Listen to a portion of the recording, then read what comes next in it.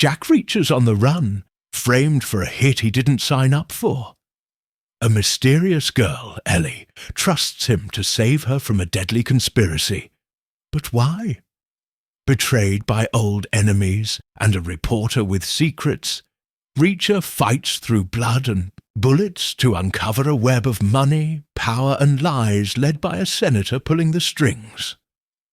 From Texas highways to a DC showdown, Reacher hunts the truth, breaks the traitors, and walks away a ghost. Who's behind the betrayal? Watch Reacher, unravel it, or die trying. Chapter 1. The stranger in the diner Jack Reacher sat in a corner booth of a small diner off a dusty highway in nowhere, Texas. The place smelled of fried eggs and burnt coffee. The clock on the wall ticked past midnight. Its hands moved slow, like they were tired. Outside, the neon sign buzzed, flickering red and blue against the dark. Reacher's eyes scanned the room. Habit, always watching, always ready. The diner was mostly empty. A trucker in a flannel shirt hunched over a plate of pancakes at the counter. A waitress with tired eyes and a name tag that said Doris poured coffee for nobody. She moved like she'd been on her feet for days. In the far corner, a guy in a grey hoodie sat alone, face hidden under the hood. He hadn't touched his burger. Reacher noticed. Something about the guy felt off. Reacher's plate was clean. He'd eaten a cheeseburger and fries, quick and quiet. His coffee cup was still half full, steam rising in lazy curls. He didn't need much. Never did. His clothes were simple. Jeans, a dark t-shirt, a jacket that had seen better days. No bag, no phone, no nothing. Just him. That's how he liked it. Travelling light, moving on. No ties, no trouble. At least that's what he told himself. The door jingled. A man walked in. Tall, broad shoulders, wearing a black leather jacket that shone under the diner's dim lights. His boots clicked on the cracked tile floor. He had a scar running down his left cheek, thin and jagged, like someone had tried to carve a smile and gave up halfway. He didn't look around, didn't scan the room like Reacher did. He just walked straight to the counter, sat 2 stools, away from the trucker, and tapped his knuckles on the wood. "Coffee," the man said. His voice was low, rough, like gravel under tires. Doris nodded, grabbed a pot, and poured. She didn't smile. Nobody in this place smiled. Reacher watched the man's hands. Big, calloused, with knuckles that looked like they'd punched through walls. A fighter's hands. Reacher knew the type. He'd met plenty. Most didn't last long around him. The guy in the hoodie shifted. Just a little. His head tilted toward the man in the leather jacket, but he didn't look up. Reacher caught it. A glance. Quick, careful. Like the hoodie guy didn't want anyone to notice. Reacher noticed. He sipped his coffee. Bitter, but warm. His mind worked, fast piecing things together. The scarred man at the counter, the hoodie guy in the corner, the empty diner in the middle of nowhere. Something was brewing. He could feel it, like static in the air before a storm. Reacher wasn't looking for trouble, never did. But trouble had a way of finding him, always had. He leaned back in the booth, his long legs stretched under the table. 6'5", 250 pounds of muscle and bone. He didn't blend in, didn't try to. If trouble came, he'd be ready. The scarred man turned his head. just enough to look at Reacher. Their eyes met. The man's gaze was cold, steady, like a snake sizing up a mouse. Reacher didn't flinch. He never did. The man held the stare for a second, then turned back to his coffee. Doris set a plate of eggs in front of him. He didn't touch it. Reacher's instincts kicked in. The scarred man knew him, or knew of him. Reacher could tell. It was in the way the guy sat, the way his shoulders tensed, the way his fingers curled around the coffee mug, like he was waiting for something, or someone. The hoodie guy stood up. Slow, casual, like he was just stretching his legs. He left his burger untouched and walked toward the door. His hands stayed in his pockets. Reacher watched his reflection in the diner's window. The guy's face was still hidden, but his walk was stiff, deliberate, like he was trying not to run. The door jingled again as the hoodie guy stepped outside. Reacher's eyes flicked too, the scarred man. He hadn't moved, just sat there, sipping coffee, staring at his eggs like they held the secrets of the universe. But Reacher saw it, the slight twitch in the man's jaw. The way his eyes darted to the window, then back. He was watching the hoodie guy too. Reacher set his coffee down, quietly. His hands rested on the table, loose but ready. He didn't know what was coming, but he knew it was coming. The air felt heavier now, like the diner was holding its breath. Outside, a car engine rumbled, low and mean, like a dog growling. Headlights flashed through the windows, bright and sharp, then gone. The scarred man stood up. He tossed a crumpled $10 bill on the counter and walked toward the door. His boots clicked louder now, faster. He didn't look at Reacher this time. Didn't need to. Reacher waited. 5 seconds. 10. He slid out of the booth, smooth and silent, like a shadow moving across the floor. Doris didn't notice. The trucker didn't care. Reacher grabbed his jacket from the seat and slipped it on. His boots were soft on the tiles as he followed the scarred man out.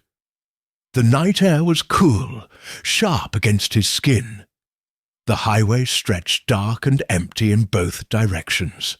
The neon sign buzzed louder out here, its glow painting the gravel lot in sickly colours. 2 cars sat parked at the edge of the lot. One was a beat-up pickup, probably the trucker's. The other was a black sedan, sleek and shiny, with tinted windows. The sedan's engine was still running.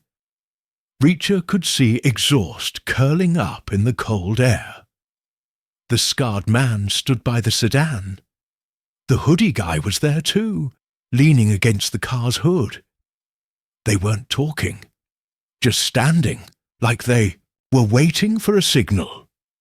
Reacher stayed near the diner's door, half hidden in the shadows. He didn't move, didn't need to. He could hear everything, see everything.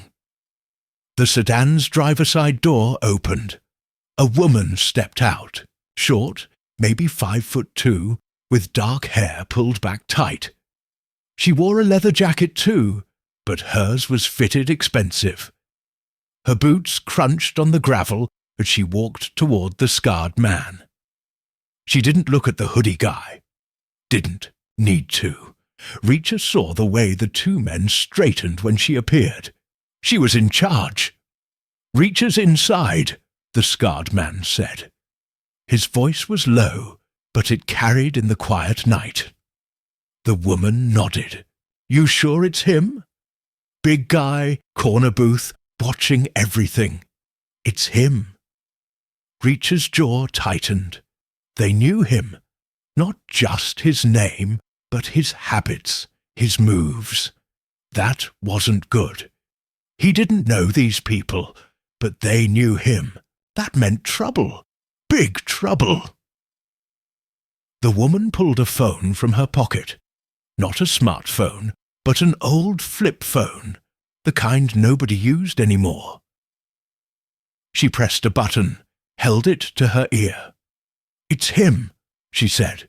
"We're ready." It reaches. Mind raced.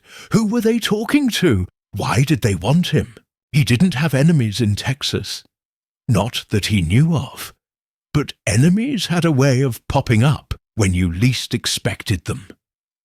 He'd learned that the hard way. The hoodie guy shifted, his hand moving inside his jacket. Reacher saw the glint of metal. A knife, maybe a gun, didn't matter. Reacher didn't like either. He stepped out of the shadows, slow and deliberate, letting his boots crunch on the gravel. All three heads turned toward him. "Evening," Reacher said. His voice was calm, steady, like he was just saying hi to a neighbor. But his eyes were hard, locked on the woman. She was the leader. Take her out, and the others would fold. Knew how this worked. The scarred man's hand twitched toward his belt. The hoodie guy froze, his hand still inside his jacket. The woman didn't move. She just stared at Reacher, her face blank, like she was studying a math problem. "You know me," Reacher said. "I don't know you. That's a problem." The woman smiled. It wasn't a nice smile. "Jack Reacher," she said. "You're a hard man to find." "Not that hard," Reacher said. "You found me." She tilted her head like she was sizing him up. "We need to talk." "Talk's cheap," Reacher said. "What do you want?" The scarred man stepped forward. "Watch your mouth, big guy." Reacher didn't look at him. Didn't need to. "You're not in charge," he said, eyes still on the woman. "She is." The scarred man's face reddened. He took another step. Reacher shifted his weight just enough to be ready. If the guy came closer, he'd be on the ground in 3 seconds. Reacher had done it before, plenty of times. "Enough," the woman said. Her voice was sharp, like a whip. The scarred man stopped. The hoodie guy didn't move. Reacher stayed still, but his muscles were coiled, ready to spring. "You're coming with us," the woman said. "No trouble, no mess." Reacher shook his head. "I don't think so."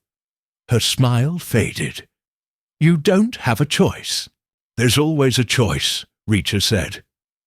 The hoodie guy pulled his hand out of his jacket. A gun. Small, black, a 9mm. He pointed it at Reacher's chest. The scarred man grinned, like he'd just won a prize. The woman didn't react. She just watched, like she was waiting to see what Reacher would do. Reacher didn't blink. A gun didn't scare him. He'd faced worse, much worse. He took a step forward, slow, deliberate. The hoodie guy's hand shook, just a little. Reacher saw it. Fear. That was good. Fear made people sloppy. "Put it down," Reacher said. His voice was low, calm, but it carried weight. Like a warning you didn't ignore. The hoodie guy didn't move. The gun stayed up. The scarred man laughed, a short, ugly sound. "You're not that tough," he said. Reacher ignored him. His eyes were on the woman. "Tell your boy to lower the gun," he said, "or I'll take it from him." She didn't answer, just stared. Then, slow, she raised her hand. The hoodie guy hesitated, then lowered the gun. Not all the way, but enough. Reacher didn't relax. He never relaxed. "We don't want to hurt you," the woman said. "Not yet." "That's nice," Reacher said, "but I don't trust you." "You don't have to," she said. "Just get in the car." Reacher shook his head again. "Not happening." The scarred man lunged, fast, but not fast enough. Reacher sidestepped, grabbed the man's arm, and twisted. Hard. The man yelped, his knees hitting the gravel. Reacher didn't let go. He applied just enough pressure to keep the guy down. Not enough to break the arm. Not yet. The hoodie guy raised the gun again. Reacher saw it coming. He yanked the scarred man up, using him as a shield. The hoodie guy froze, his eyes wide. He didn't shoot. Couldn't. Not without hitting his own guy. "Bad move," Reacher said to the woman. "You should have picked better help." She didn't flinch, didn't blink, just nodded like she'd expected this. "Let him go," she said. "We'll talk." Reacher didn't move. "Talk now." She sighed, like she was dealing with a stubborn kid. "You're wanted, Reacher. Someone's paying a lot of money to find you." "Who?" Reacher asked. "You'll find out," she said, "when you get in the car." Reacher tightened his grip on the scarred man's arm. The guy groaned. "Wrong answer," Reacher said. The woman's eyes narrowed. "You're making this harder than it needs to be." "I'm good at that," Reacher said. The hoodie guy shifted, his gun still half raised. Reacher saw the tension in his shoulders, the way his finger hovered near the trigger. He was nervous. That was bad. Nervous guys made mistakes. Dangerous mistakes. "Last chance," the woman said. "Get in the car, or we do this the hard way." Reacher smiled. It wasn't a nice smile. "I like the hard way."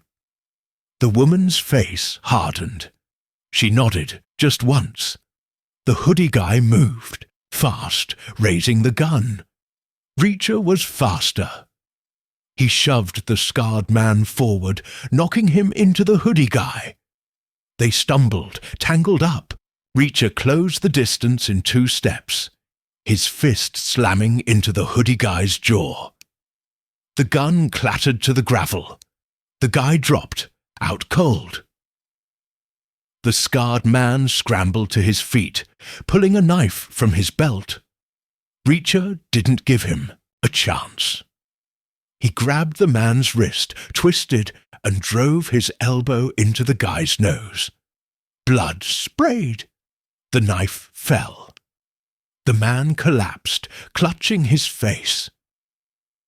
Reacher turned to the woman. She hadn't moved, just stood there, watching, like she was grading his performance. "You're good," she said, "but you're not that good." Reacher heard it before he saw it, a low hum growing louder. Headlights appeared on the highway, bright and fast. Another car, big, black, moving like a shark. It screeched into the lot, gravel flying, doors opened, 3 men jumped out, all big, all armed, pistols in their hands pointed at Reacher. The woman smiled again. "Told you," she said, "the hard way." Reacher didn't move. His eyes flicked from the woman to the new guys. 4 against 1. Bad odds. Not impossible, but bad. He could take them, maybe. But the woman was the key. She was calling the shots. He needed answers, and she had them. "Fine," Reacher said. "We'll talk." Her smile widened. "Smart choice." One of the new guys stepped forward, a big man with a shaved head and a scar across his forehead. He held his gun steady, aimed at Reacher's chest. "Hands up," he said. Reacher raised his hands, slow. calm. He didn't like it, but he didn't have a choice. Not yet. The woman gestured to the sedan. Get in. Reacher walked toward the car, the shaved head guy right behind him. The gun was close, too close. Reacher could feel it, inches from his back. One wrong move, and he'd be dead. He didn't plan on dying. Not tonight. The woman slid into the driver's seat. The shaved head guy pushed Reacher into the back, then climbed in beside him. The other two men dragged the scarred man and the hoodie guy to the second car. They weren't gentle. Reacher didn't care. They'd picked the wrong fight. The sedan's engine roared as the woman pulled onto the highway. The diner's neon sign faded in the distance, its buzz swallowed by the night. Reacher sat still, his hands on his knees, his mind working.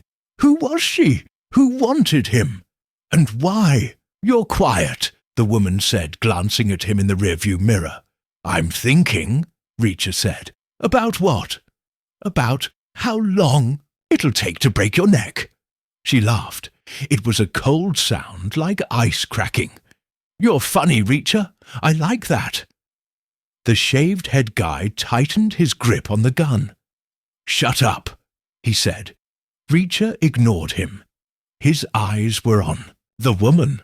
Who's paying you? He asked. You'll see, she said. Not good enough, Reacher said. She didn't answer, just kept driving, the highway stretching out like a black ribbon under the stars. Reacher leaned back, his shoulders relaxed, his mind sharp. He didn't know where they were going, didn't know who was waiting. But he knew one thing. Whoever was behind this, they'd made a mistake. A big one. Chapter 2. A Voice from the Past. The black sedan tore through the Texas night, its headlights slicing the dark like knives. Jack Reacher sat in the back, his broad shoulders pressed against the leather seat. The shaved head guy with the scar across, his forehead kept a pistol aimed at Reacher's ribs. The gun was steady, but the man's eyes flicked nervously to the rearview mirror every few seconds. Reacher noticed. Nervous guys were dangerous, but they were also predictable. The woman drove, her hands tight on the wheel. Her dark hair was still pulled back, her face lit by the dashboard's green glow. She hadn't said a word since they left the diner. Reacher didn't like that. Silent people were planning people. And plans meant trouble. The highway was empty, just a long stretch of asphalt under a sky full of stars. No signs, no towns, no nothing. Reacher didn't know where they were going, but he knew it wasn't good. His hands rested on his knees, loose but ready. His mind worked fast, sorting details. The woman's voice, the flip phone, the scarred man and the hoodie guy, now in the second car trailing behind. Someone wanted him bad. Someone with money. Someone who knew his name. Who's paying you? Reacher asked again. His voice was low, calm, like he was asking for the time. The woman didn't answer. Her eyes stayed on the road. The shaved head guy jabbed the gun into Reacher's side. Shut up, he growled. Reacher didn't flinch. Pain didn't bother him. Never had. He turned his head, slow, and looked at the guy. Their eyes locked. The man's scar twitched, like it had a life of its own. Reacher saw fear. Not much, but enough. He filed it away. Fear was a weapon. He'd use it later. Easy, Reacher said. You shoot me. She won't be happy. The woman glanced in the mirror. He's right, Carl, she said. Her voice was sharp, like a blade. Keep him alive, for now. Carl's jaw tightened, but he eased the gun back. Not much, just an inch. Reacher didn't smile. Didn't need to. He'd won that round. The car slowed. A dirt road branched off the highway, barely visible in the dark. The woman turned onto it, the sedan bouncing over ruts and rocks. Dust kicked up, swirling in the headlights. The second car followed, its lights bobbing like eyes in the night. Reacher's stomach tightened. Dirt roads meant privacy. Privacy meant bad things. "Where are we going?" Reacher asked. "You'll see," the woman said. She didn't look at him. Didn't need to. Her voice said she was in control. For now. The road twisted through scrubland, past gnarled trees and dry grass. No houses, no lights, just emptiness. Reacher's eyes scanned the shadows. He didn't expect an ambush. Not yet. They wanted him alive. That gave him time. Not much, but enough. The car stopped. Ahead, a low building squatted in the dark. Concrete, no windows, with a rusted metal door. It looked like an old warehouse, abandoned, forgotten. The kind of place nobody found unless they were looking. Reacher didn't like it. Places like this were for secrets, or bodies. The woman killed the engine. Silence pressed in, heavy and thick. Carl kept the gun on Reacher. "Out," he said. Reacher moved slow, deliberate. He opened the door and stepped onto the dirt. The air was cool, sharp, with the smell of dust and sage. The second car pulled up, its doors opening. The scarred man and the hoodie guy climbed out, both looking rough. The scarred man's nose was swollen, blood crusted on his lip. The hoodie guy's jaw was bruised, his eyes glassy. Reacher had done that. He wasn't sorry. 2 more men got out of the second car. Big guys, like Carl, with guns in their hands. 5 against 1 now. Worse odds. Reacher stood still, his hands loose by his sides. He didn't look scared, didn't feel it. Fear was for people who had something to lose.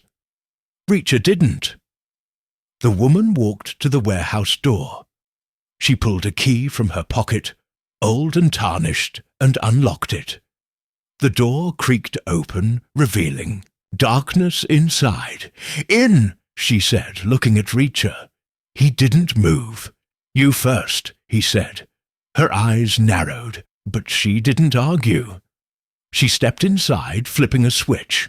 A single bulb flickered on, casting weak light over a concrete floor. The room was empty except for a metal chair in the center, bolted to the ground. Reacher's gut twisted. That chair wasn't for relaxing. Carl shoved him forward. "Move!" Reacher walked slow, his boots echoing in the empty space. The others followed, their guns up. The scarred man muttered something, his voice thick with pain. Reacher ignored him. His eyes were on the woman. She stood by the chair, watching him like a hawk. "Sit," she said. Reacher shook his head. "I'm good." Carl raised his gun. "Sit, or I shoot." Reacher looked at him. "You won't." Carl's scar twitched again. He stepped closer, the gun inches from Reacher's chest. Reacher didn't blink. He'd faced guns before. Plenty of times. They didn't scare him. People did. And Carl wasn't scary. Not yet. "Enough," the woman said. She pulled the flip phone from her pocket and flipped it open. "He's here," she said into it. "Ready." Reacher's ears pricked. Whoever was on the other end, they were the boss. Not her. She was just the middleman. That was good. Middlemen made mistakes. Bosses didn't. The woman closed the phone and looked at Reacher. "You're gonna want to sit," she said. "This'll take a while." "I'll stand," Reacher said. She shrugged, like it didn't matter. "Your funeral," the door creaked behind them. Footsteps, slow and heavy. Reacher turned his head just enough to see. A man stepped into the light. Tall, thin, with grey hair and a face like old leather. He wore a dark suit, expensive, but it hung loose on his frame like he'd lost weight. His eyes were sharp, blue and cold. Reacher knew those eyes, knew that face. His stomach dropped.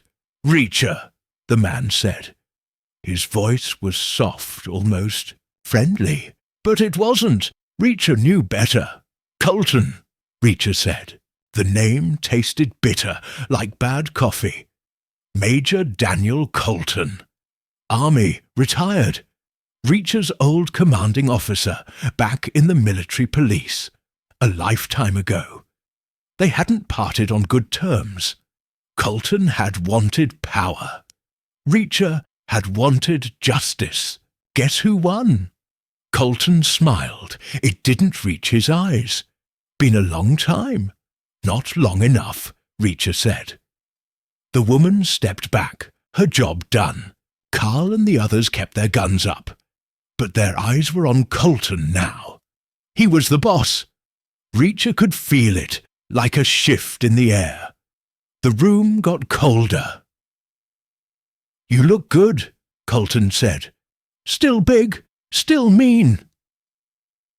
"You look old," Reacher said. "What do you want?" Colton's smile faded. "You owe me, Reacher." "I don't owe you anything."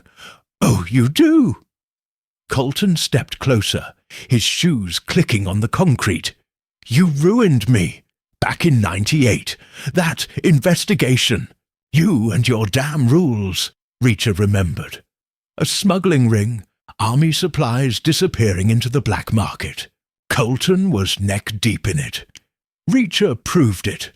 Colton lost his career. Should have lost his freedom too, but he had friends. Powerful friends. Reacher didn't. Reacher didn't regret it. Justice was justice.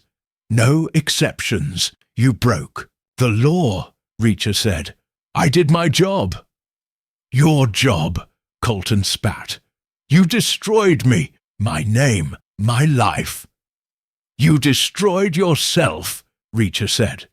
"I just turned on the light." Colton's face twisted, like he'd bitten something sour. "You think you're clean? You think you're better than me?" "I know I am," Reacher said. Colton laughed, a dry, ugly sound. Still the same, always so sure, always so righteous. "Spit it out," Reacher said. "What do you want?" Colton leaned closer, his voice low. "I want you to hurt." Just didn't move, didn't blink. "Good luck with that." Colton straightened, his eyes glinting. "Oh, I don't need luck. I have plans, big plans, and you're gonna help me." "Not happening," Reacher said. Colton nodded like he'd expected that. "You'll change your mind. They always do." He turned to the woman. "Get him ready." She nodded and gestured to Carl. "Chair. Now." Carl grabbed Reacher's arm. Big mistake. Reacher twisted fast, his elbow slamming into Carl's jaw. The gun clattered to the floor. Reacher spun, grabbing Carl's neck, using him as a shield. The other men shouted, raising their guns. The scarred man lunged, knife in hand. Reacher kicked his wrist, hard. The knife flew. The scarred man screamed, "Stop!" Colton barked. Everyone froze. Reacher held Carl tight, his arm like a steel band around the man's throat. Carl gasped, his face red. The gun stayed up, but nobody shot. They couldn't. Not without hitting Carl. "Let him go," Colton said, "or she dies." Reacher's eyes flicked to the side. The woman held a gun now, pressed against the head of a new figure. A girl, young, maybe 20, with wide, scared eyes. Her hands were tied, her face bruised. Reacher didn't know her, but he knew fear. She was terrified. "Who's she?" Reacher asked. "Someone who matters," Colton said. "To you." Reacher's jaw tightened. He didn't know her, but Colton thought he did. That was bad. It meant Colton had bad information. Or worse, he was playing a deeper game. "Let her go," Reacher said. "You first," Colton said. Reacher's mind raced. 5 guns. A hostage. Colton calling the shots. Bad. Odds? Worse than bad. But he'd faced worse. He always did. He loosened his grip on Carl, just enough. Carl coughed, stumbling forward. Reacher raised his hands, slow, his eyes on Colton. "Smart," Colton said. "Now sit." Reacher sat. The chair was cold, hard. Carl grabbed his wrists, yanking them. Behind the chair. Metal cuffs clicked shut, tight, biting into his skin. Reacher didn't wince. Pain was just pain. The girl whimpered. The woman pressed the gun harder against her head. "Quiet!" she snapped. "What's her name?" Reacher asked. Colton smiled. "You tell me." Reacher stared at the girl. Her eyes were brown, wide, pleading. She had short hair, dyed blonde, with dark roots showing. A small scar above her left eyebrow. She looked familiar, but he couldn't place her. Didn't matter. Nobody deserved this. "Let her go," Reacher said. "This is between us." "Oh, it's bigger than us," Colton said. "Much bigger." "Talk," Reacher said. Colton paced slow, like a teacher giving a lesson. "You think you're done with the army, Reacher. You think you can walk away, drift around, play hero. But the army's not done with you." Reacher stayed silent. He didn't like where this was going. "There's a job," Colton said. "A-D-I-A-M, big one. And you're perfect for it. I'm retired," Reacher said. Colton laughed. "You don't retire from this. Not you. Not after what you did." "What job?" Reacher asked. Colton stopped pacing. His eyes locked on Reacher's. "A hit." Reacher's stomach tightened. He'd done a lot in the army. Seen a lot. But he wasn't a killer. Not like that. "No," he said. "You don't get to say no," Colton said. "Not this time." "Who's the target?" Reacher asked. Colton's smile returned, cold and sharp. "You'll find out. When you're ready." "I'm ready now," Reacher said. Colton shook his head. "You're not, but you will be." He nodded to the woman. She pulled the girl back, toward a door in the corner. The girl stumbled, her eyes on Reacher, like he was her only hope. He didn't know her, but he wouldn't let her die. Not tonight. "Where's she going?" Reacher asked. "Somewhere safe," Colton said. "For now." The door slammed shut. The girl was gone. Reacher's hands flexed against the cuffs. They were tight, but not tight enough. He'd get out. Always did. "Tell me about the job," Reacher said. Colton sat on the edge of the chair, close enough for Reacher to smell his cologne, cheap, sharp, like gasoline. "It's simple," Colton said. "You do what you're told. You take out the target. You walk away." "And if I don't?" Reacher asked. Colton leaned closer. "The girl dies, and you'll wish you did." Reacher's eyes burned into Colton's. He didn't blink, didn't move. "You're making a mistake," he said. "No," Colton said. "You are." He stood brushing his suit like he'd touched something dirty. "Get him ready," he said to the woman. "We move tomorrow." She nodded. Colton walked out, the door creaking behind him. The warehouse felt smaller now, the air thicker. Carl and the others lowered their guns, but they stayed close. The scarred man clutched his wrist, glaring at Reacher. The hoodie guy was still out, slumped in a corner. The woman stepped forward, her gun still in hand. "Don't make this harder," she said. Reacher looked at her. "Who's the girl?" She didn't answer, just stared, like she was trying to read him. "You'll find out," she said finally, "when it's time." "Tell me now," Reacher said. She smiled, thin and cold. "You don't remember her, do you?" Reacher's chest tightened. He didn't know her, but the way she said it, the way Colton acted, they thought he did. That was worse. It meant a setup, a trap, and he was right in the middle. "Get up," she said. Reacher didn't move. "Where?" "Somewhere you can think," she said, "about your choices." Carl grabbed his arm, yanking him up. The cuffs bit deeper. Reacher stood, towering over them. He didn't resist. Not yet. He needed information. Needed to know who the girl was. Needed to know the target. Needed to know why Colton was back after all these years. They pushed him toward the corner door. It opened to a small room. Concrete, no windows. A cot in one corner, a bucket in another. A cell. Reacher had seen worse. Been in worse. "In," Carl said, shoving him. Reacher stepped inside. The door slammed shut, the lock clicking. Darkness swallowed him. He stood still, listening. Footsteps faded. Voices murmured, too low to hear. Then silence. He tested the cuffs. Tight, but not perfect. He'd worked with less. He sat on the cot, the metal creaking under his weight. His mind worked, piecing it together.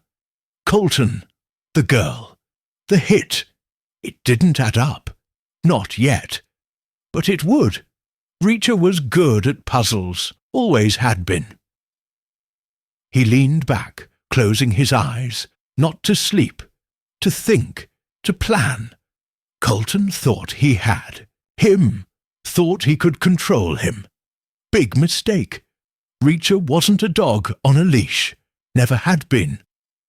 The girl's face flashed in his mind. Those scared eyes. That scar. He didn't know her. But he would. And when he did, he'd find Colton. And end this. Chapter 3. The Setup. The cell was dark, cold, and smelled like damp concrete. Jack Reacher sat on the metal cot, his back against the wall, his long legs stretched out. The handcuffs bit into his wrists, but he didn't care. Pain was just a signal, like a light on a dashboard. It told him he was alive. He didn't need to be comfortable. He needed to be sharp. The warehouse was quiet now, but Reacher's ears caught everything. A drip in the corner, slow and steady, like a clock ticking. The faint hum of a generator somewhere outside. Muffled voices, too soft to make out words, but he knew they were talking about him, about the girl, about the job. He didn't know the details, but he knew enough. Colton was back, and he wanted blood. Reacher's blood. His mind worked fast and clear, sorting the pieces. Major Daniel Colton, ex-army, ex-boss, ex-friend. A man who'd sold out his own men for cash. Reacher had stopped him years ago, ruined him, or so he thought. Colton was here now, alive, angry, and running a game. A hit, he'd said. A target. Someone Reacher was supposed to kill. And the girl, scared, bruised, with eyes that begged for help. Colton thought she meant something to Reacher. She didn't. Not yet. But that didn't matter. Reacher wouldn't let her die. The cuffs were tight, but not tight enough. Reacher twisted his wrists, slow, feeling the metal. He'd slipped cuffs before. Not easy, but possible. His thumbs were big, but he could dislocate them if he had to. Painful, but pain passed. Freedom didn't. He stopped moving when he heard footsteps, heavy, deliberate. Someone was coming. The lock clicked. The door creaked open. Light spilled in, weak and yellow, from the warehouse bulb. The woman stood there, her silhouette sharp against the glow. Her leather jacket gleamed, her dark hair still pulled back tight. She held a gun in one hand, low, not aimed but ready. Her eyes locked on Reacher's, cold and steady, like she was reading his soul. "Up," she said. Reacher didn't move. "Why?" "You'll see," she said. "Move." He stood slow, his boots scraping the concrete. 6'5", 200, 50 pounds. He filled the small room. The cuffs kept his hands behind his back, but he didn't need hands to be dangerous. She knew it. He could see it in the way her fingers tightened on the gun. "Easy," she said. "No tricks. No promises," Reacher said. She didn't smile, just stepped back, gesturing with the gun. Out. Reacher walked past her, his shoulder brushing the doorframe. The warehouse was the same, empty, concrete, with the metal chair still bolted to the floor. Carl, the shaved-head guy with the scarred forehead, stood near the chair, his pistol in hand. The scarred man from the diner was there too, his nose still swollen, his eyes burning with hate. The hoodie guy was awake now, leaning against the wall, his jaw bruised. Two other men, the ones from the second car, stood by the door, guns ready, 5 against 1. Same odds as before. Bad but not impossible. Colton wasn't there. Reacher noticed. That was bad. Bosses didn't leave unless they trusted their crew, or unless they had something bigger to handle. Reacher didn't like either option. "Sit," the woman said, pointing to the chair. Reacher shook his head. "I'm good." Carl stepped forward, his gun up. "Sit, or I break your knees." Reacher looked at him. Carl's scar twitched, his eyes narrow. He was angry. That was good. Angry people made mistakes. Reacher didn't sit. He just stared, letting Carl feel the weight of his gaze. 6'5" of muscle and bone, cuffed but not helpless. Carl hesitated. "Just for a second. Enough." "Enough," the woman said. Her voice cut through the tension like a knife. "Back off, Carl." Carl didn't move at first.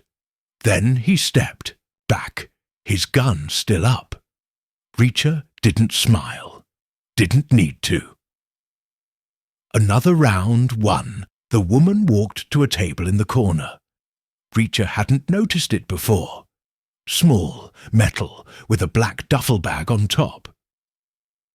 She unzipped the bag and pulled out a folder thick with papers. She flipped it open, her eyes scanning the pages. Reacher watched. Paperwork meant details. Details meant answers. "What's that?" he asked. "Your job," she said, not looking up. "Colton's job," Reacher said. "Not mine." She glanced at him, her eyes hard. "You'll do it, or the girl pays." Reacher's jaw tightened. The girl. He didn't know her, but he could see her face. Brown eyes wide with fear. Blonde hair, dark roots, a scar above her eyebrow.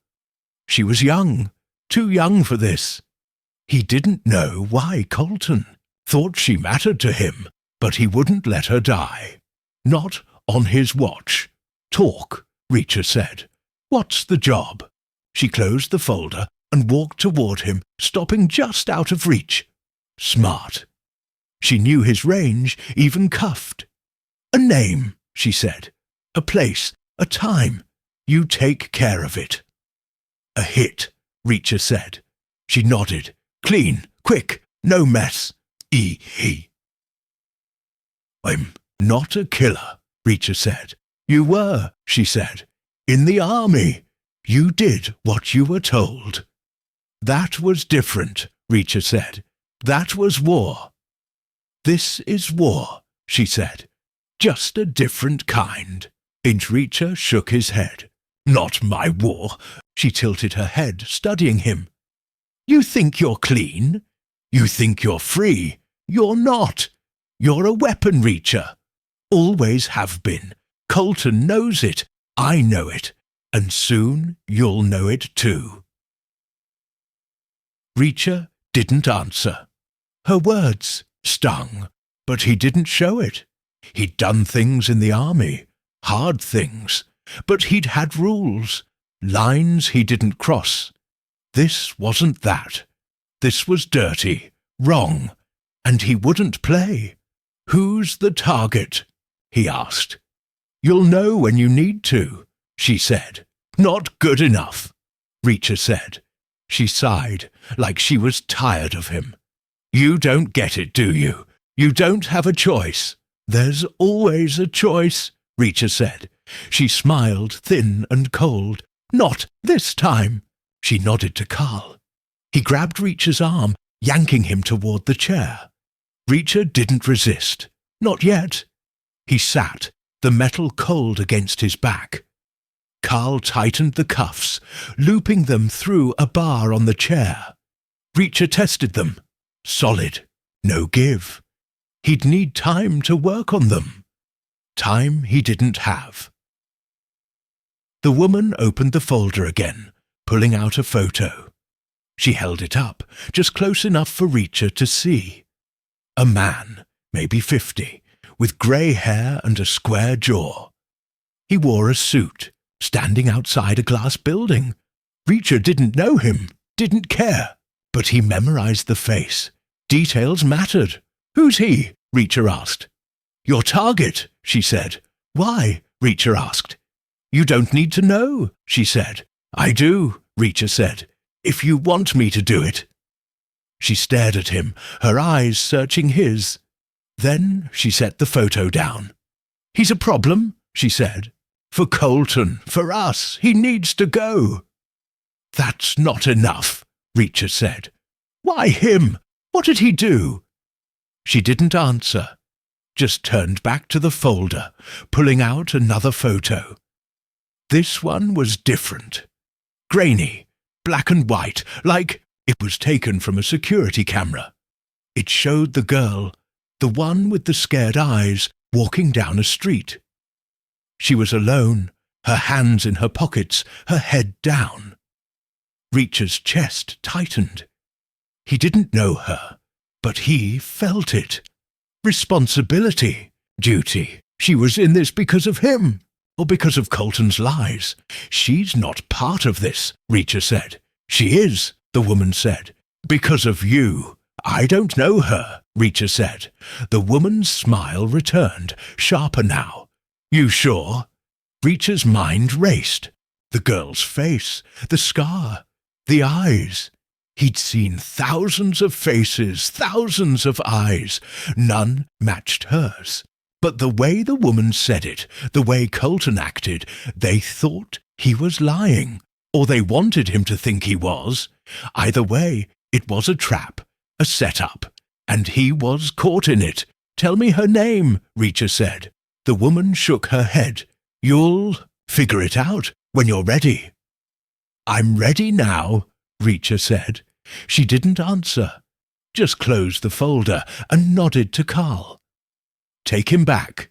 Carl grabbed Reacher's arm, pulling him up. The cuffs scraped his wrists, but he didn't wince. He stood, towering over Carl, his eyes on the woman. "You're making a mistake," he said. "No," she said. "You are." Carl shoved him toward the cell. The scarred man and the hoodie guy followed, their guns up. The other two stayed by the door, watching. Reacher walked, his boots heavy on the concrete. He didn't resist. Not yet. He needed more answers, more time. The cell door opened. Carl pushed him inside hard. Reacher stumbled, catching himself against the wall. The door slammed shut, the lock clicking. Darkness again. He sat on the cot, his mind working. The target, the girl, Colton, the woman. It was a puzzle, and he was missing pieces, but he'd find them. He always did. He tested the cuffs again. They were tight, but he felt a slight give, a weakness. He twisted his wrists slow, ignoring the pain. Metal scraped skin. Blood trickled, warm and slick. He didn't stop. Freedom was worth it. Hours passed. Maybe 3, maybe 4. Reacher didn't sleep, didn't need to. His body was trained to stay sharp, even in the dark, even in pain. He worked the cuffs, patient, steady. The gyve got bigger. Not much, but enough. He'd be out soon. Then what? Find the girl, find Colton, end this. Footsteps again, light under the door. The lock clicked. Reacher stopped moving, his hands still. The door opened. The scarred man stood there, his nose purple now, his eyes black with bruises. He held a gun, his hand shaking. Reacher saw hate, pure, raw hate. That was bad. Hate made people stupid. Stupid people did stupid things. "Up," the scarred man said. Reacher stood, slow, his hands behind his back. The cuffs were looser now, but not loose enough. Not yet. "What's this?" he asked. "Shut up," the scarred man said.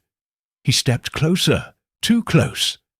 Reacher smelled sweat, blood, and cheap cologne. The man's gun was inches from Reacher's chest. "You think you're tough?" Reacher didn't answer. Didn't need to.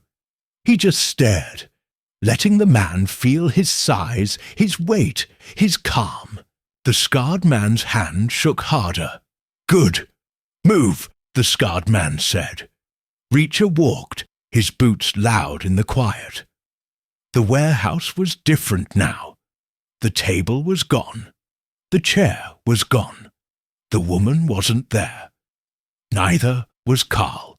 Just the scarred man, the hoodie guy, and one of the others by the door. 3 against 1. Better odds. Not great, but better. "Outside," the scarred man said. Reacher stepped through the warehouse door. The night was colder now, the stars sharper. The sedan was gone. The second car was there, its engine running. The hoodie guy stood by it, his gun low. The other man stayed by the warehouse door, watching. Reacher's eyes scanned the dark. No sign of the girl. No sign of Colton. No sign of the woman. It was bad. Too many unknowns. "Keep moving," the scarred man said, jabbing the gun into Reacher's back. Reacher walked toward the car. His mind worked fast. 3 men, 3 guns, cuffs, no girl, no Colton. This wasn't the plan. This was something else, a side job, a mistake. The scarred man was angry, humiliated. He wanted payback. Reacher knew the type, knew what came next. "Stop," the scarred man said. Reacher stopped, his boots crunching on the dirt. The car was 10 feet away. The hoodie guy opened the back door, his eyes on Reacher. The other man stayed by the warehouse, his gun up. Reacher felt the scarred man's gun press harder into his back. Too hard, too close. "You're gonna pay," the scarred man said, his voice low, thick with rage. "For my face, for everything." Reacher didn't turn, didn't speak. He just waited, his muscles coiled, his senses sharp. The scarred man was close, too close. That was his mistake. The gun moved, just a fraction. Reacher felt it. He spun fast, his elbow slamming into the scarred man's arm. The gun fired loud, the bullet hitting dirt. Reacher grabbed the man's wrist, twisted, and drove his knee into the man's gut. The scarred man gasped, doubling over. Reacher yanked the gun free, tossing it into the dark. The hoodie guy shouted, raising his gun. Reacher dove, rolling behind the car. Bullets pinged off the metal, sparks flying. The third man fired too, his shots wild. Reacher stayed low, his heart steady. He'd been in worse spots, much worse. He crawled under the car, dirt scraping his chest. The cuffs slowed him, but not much. He saw Boots, the hoodie guy, running toward him. Reacher grabbed an ankle, yanked hard. The guy fell, his gun skidding. Reacher rolled out, slamming his fist into the guy's temple. The hoodie guy went limp. 2 down, 1 to go. Reacher grabbed the hoodie guy's gun. Checked it. Full clip. Good. He stood staying low, using the car as cover. The third man was by the warehouse, firing. Bullets hit the car, glass shattering. Reacher waited, patient. The man stopped to reload. Big mistake. Reacher stood, aimed, and fired. 1 shot. The man dropped, clutching his leg, screaming. Reacher walked over slow, his gun steady. The man tried to crawl, his gun gone. Reacher kicked it away. "Stay down," Reacher said. The man stopped moving, his face pale. Reacher turned, scanning the dark. The scarred man was gone, vanished into the night. The hoodie guy was out cold. The car's engine still hummed, its headlights cutting through the dust. Reacher's hands were still cuffed, blood dripping from his wrists. He didn't care. He was free. For now, he checked the car. Keys in the ignition. No girl, no Colton, no woman. Just a radio on the seat, crackling. Reacher picked it up, listening. Static, then a voice. Colton's voice. "Report," Colton said. Reacher pressed the button. "They're down," he said, his voice low, calm. Silence. Then Colton again. "Reacher?" "Expect me," Reacher said. He dropped the radio, crushing it under his boot. He searched the hoodie guy, found a knife. Small, sharp.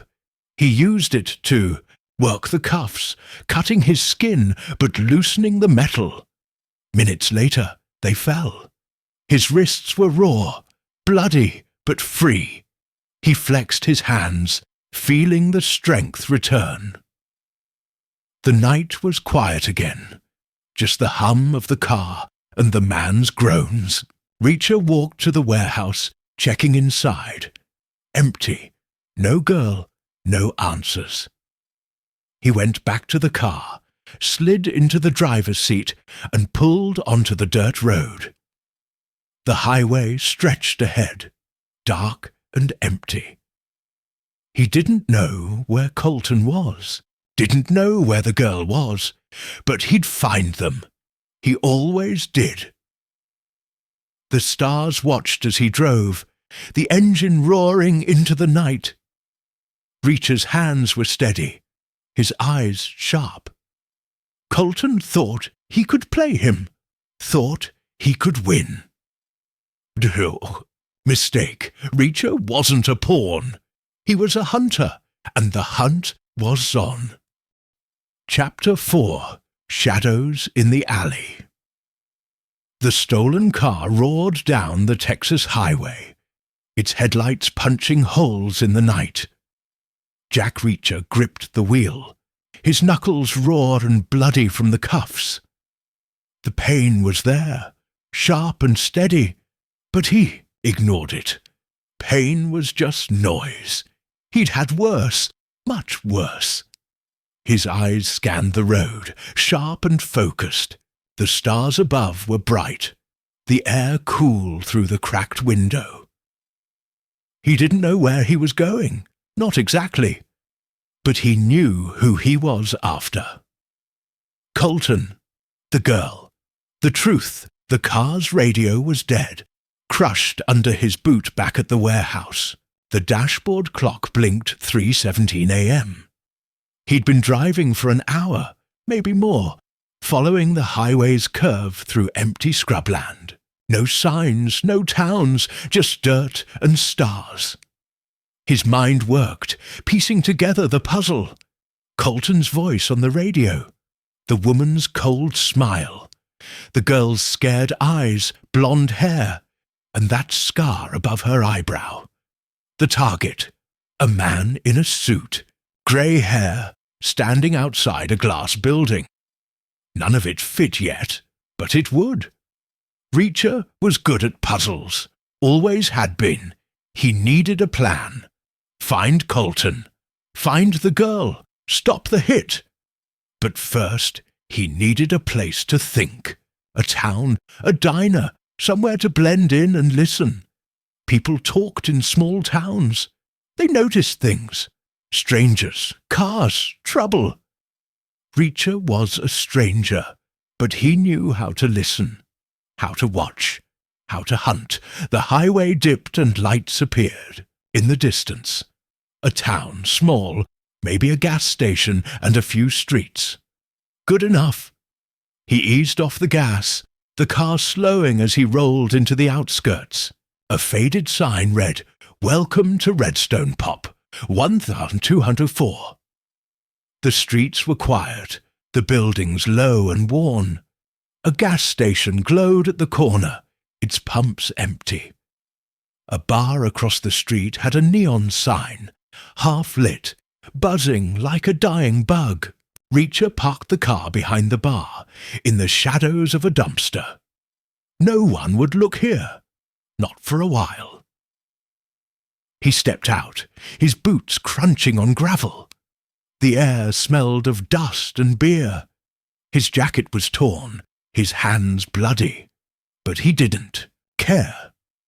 He moved like a shadow, silent and sure, toward an alley beside the bar. Alleys were good, dark, quiet, a place to think, to watch. The alley was narrow, lined with trash cans and broken crates. A single streetlight flickered at the far end, casting long shadows. Reacher leaned against the wall, his eyes on the street. He needed food, water, maybe a phone. But first, he needed to know if he was followed. Colton's crew was down, but Colton wasn't stupid. He'd have more men, more guns. Reacher had taken the car, but that didn't mean he was safe. Not yet. A sound caught his ear, soft, like a shoe scuffing gravel. He froze, his body still, his senses sharp. The sound came, again from the far end of the alley. Someone was there. Reacher didn't move, didn't breathe. He waited, his eyes locked on the shadows. A figure stepped into the light. Small, thin, wearing a dark jacket. Not one of Colton's men. Not the woman. This was someone new. The figure moved slow, cautious, like they knew they weren't alone. Reacher's hand tightened into a fist. He didn't have a gun anymore. Dropped it back at the warehouse to avoid trouble. But he didn't need a gun. Never really did. The figure stopped, head turning, scanning the alley. Reacher saw a flash of pale skin, dark hair. A woman, maybe. Hard to tell in the dim light. She took another step, her hand in her pocket. Reacher's gut twisted. A gun, maybe, or a knife. Didn't matter. He was ready. "Who's there?" she called. Her voice was low, steady, but there was an edge. Fear, maybe, or caution. Reacher didn't answer. He slid along the wall, silent, staying in the dark. She was 10 feet away now, close enough to see her face if the light hit right. He needed to know who she was, friend or enemy. Nobody was neutral in a game like this. She moved again, her hand still in her pocket. Reacher saw the outline of a gun, small, pressed against the fabric. Definitely a threat. He waited, his muscles coiled, his mind clear. She was 5 feet away now, her eyes darting. She didn't see him, not yet. Another sound, behind her. Heavy boots fast. Reacher's head snapped toward it. Another figure, bigger, moving from the street into the alley. This one was trouble. Broad shoulders, dark clothes, a gun in hand. Reacher knew the type. Hired muscle. Colton's muscle. The woman spun, her gun out now, aimed at the new guy. "Stop!" she shouted. The big man didn't stop. He raised his gun, firing. The shot cracked loud in the narrow alley. The woman dove behind a trash can, the bullets sparking off the wall. Reacher moved fast, staying low. This wasn't his fight, not yet, but he needed answers, and these two might have them. The big man fired again, advancing. The woman returned fire, her shots wild but close. The man ducked, cursing, and kept coming. Reacher saw his face now, hard, unshaven, with a scar across his chin. Not one of the warehouse crew, someone new. Colton's reach was longer than Reacher thought. The woman scrambled, her back against the trash can. She was pinned, outgunned. Reacher's jaw tightened. He didn't know her, but he didn't like bullies, never had. He stepped out of the shadows, silent, and grabbed a broken crate. The wood was heavy, solid, good enough. The big man didn't see him. Too focused on the woman. Reacher swung the crate, hard, catching the man's arm. The gun flew, clattering on the pavement. The man roared, spinning, but Reacher was faster. He drove his fist into the man's gut, then his jaw. Dieu! Man staggered, eyes glassy, and dropped. The woman was up now, her gun on Reacher. "Who are you?" she demanded. Her voice shook, but her hand was steady. She was tough, scared, but tough. "Nobody," Reacher said. He raised his hands, slow, showing they were empty. "You?" She didn't lower the gun. Her eyes flicked to the man on the ground, then back to Reacher. "You're not with him?" "No," Reacher said. "You?" She shook her head. "He's been tailing me. I don't know why." Reacher's mind worked. Colton's man chasing her. She wasn't part of the crew, but she was part of the game. Maybe she knew the girl. Maybe she knew the target. Maybe she was just in the wrong place. Didn't matter. She was a lead, and Reacher needed leads. "Put the gun down," he said. "We'll talk."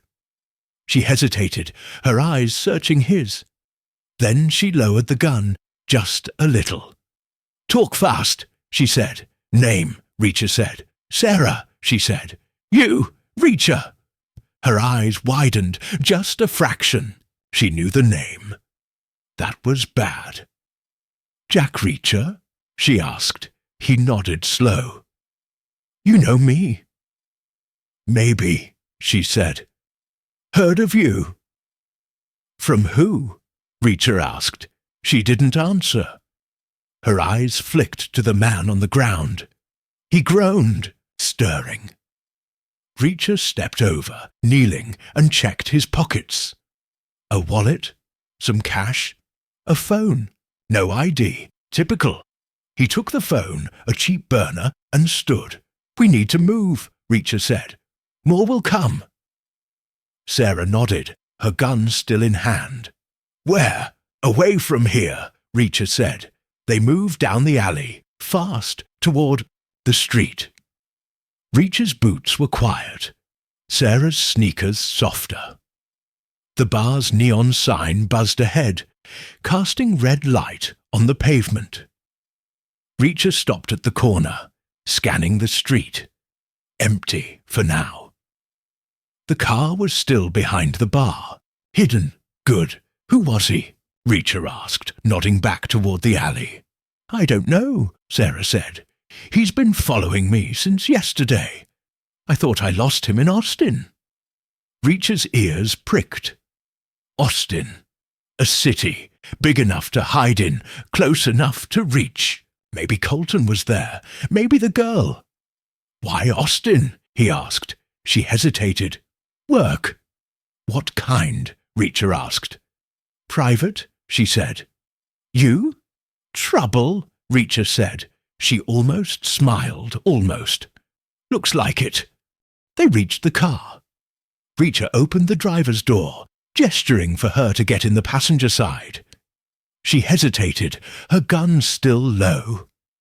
"Why should I trust you?" she asked. "You shouldn't," Reacher said. "But you need me."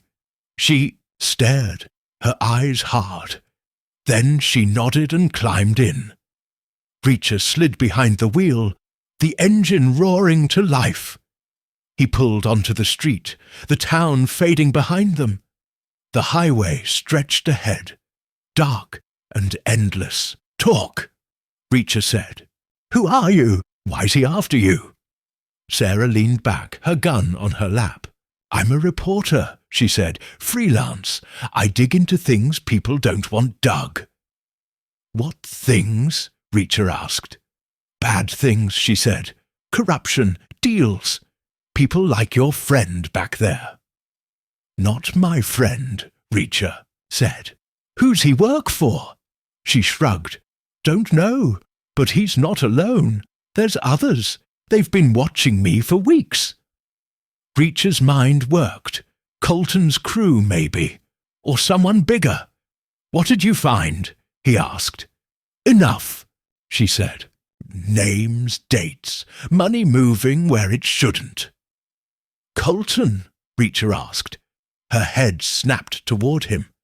"You know him?" "Yeah," Reacher said. "Old business." She nodded, slow, like she was piecing it together. "He's part of it, not the top, but close." "Who's the top?" Reacher asked. "Don't know," she said. "Not yet." Reacher drove, the highway humming under the tires. Sarah was a lead, but she was trouble too. Reporters asked questions. Questions got people killed. But she knew Colton, knew the game. That made her useful. For now. "Girl," Reacher said. "Young, blonde, scar above her eyebrow. Know her?" Sarah's eyes narrowed. "Maybe. Describe her." Reacher did. The eyes, the hair, the fear. Sarah listened, her face tight. "Sounds like Ellie," she said finally. "Who's Ellie?" Reacher asked. "Kid I met in Austin," Sarah said. "Works at a coffee shop. Got mixed up in something. Didn't say what." Reacher's chest tightened. Ellie. A name. A start. "Where is she?" "Don't know," Sarah said. "She disappeared 2 days ago. I've been looking." "Colton has her," Reacher said. Sarah's face paled. "Why?" "Leverage," Reacher said. "Against me." She stared, her gun still in her lap. "What did you do to him?" "Job," Reacher said. "Long time ago." She nodded like she understood. "He's not the forgiving type." "No," Reacher said. "He's not." The car sped on, the night closing in. Reacher's hands were steady, his mind sharp. Ellie was out there, scared, maybe hurt. Colton was pulling strings, setting traps. Sarah was a wild card, but she knew things. Things Reacher needed. The target, the hit, the setup. It was all connected. He'd find the thread. Pull it. Watch it unravel. A flash in the rearview mirror. Headlights far back but gaining. Reacher's gut twisted. Trouble. Always trouble. "Hold on," he said. Sarah turned, seeing the lights. "Who's that?" "Don't know," Reacher said, "but they're not friendly." He floored the gas, the car surging. The headlights kept coming, closer now. 2 cars, maybe 3. Reacher's eyes flicked to the road, the mirrors, the dark. No exits, no cover. Just open highway and the hum of the engine. "Gun," Reacher said. "You any good?" "Good enough," Sarah said. She checked her pistol, her hands steady. "Get ready," Reacher said. The first car pulled alongside, a black SUV, windows tinted. Reacher saw the barrel of a gun poke out. He swerved hard, the SUV missing its shot. Bullets sparked off the pavement. Sarah leaned out her window, firing back. Her shots were tight, controlled. The SUV's tire blew, and it spun off the road, crashing into the dirt. "One down," Sarah said. Reacher didn't answer. The second car was closer now, a sedan like his. He saw faces inside, hard, focused. Colton's men, maybe, or worse. He jerked the wheel, cutting them off. They swerved, tires screeching, but stayed close. A third car appeared, boxing them in. "Jedudrin, odds," Sarah said. "Been worse," Reacher said. He slammed the brakes, the sedan rear-ending them. Glass cracked. Sarah fired again, her bullets hitting the sedan's hood. Steam hissed.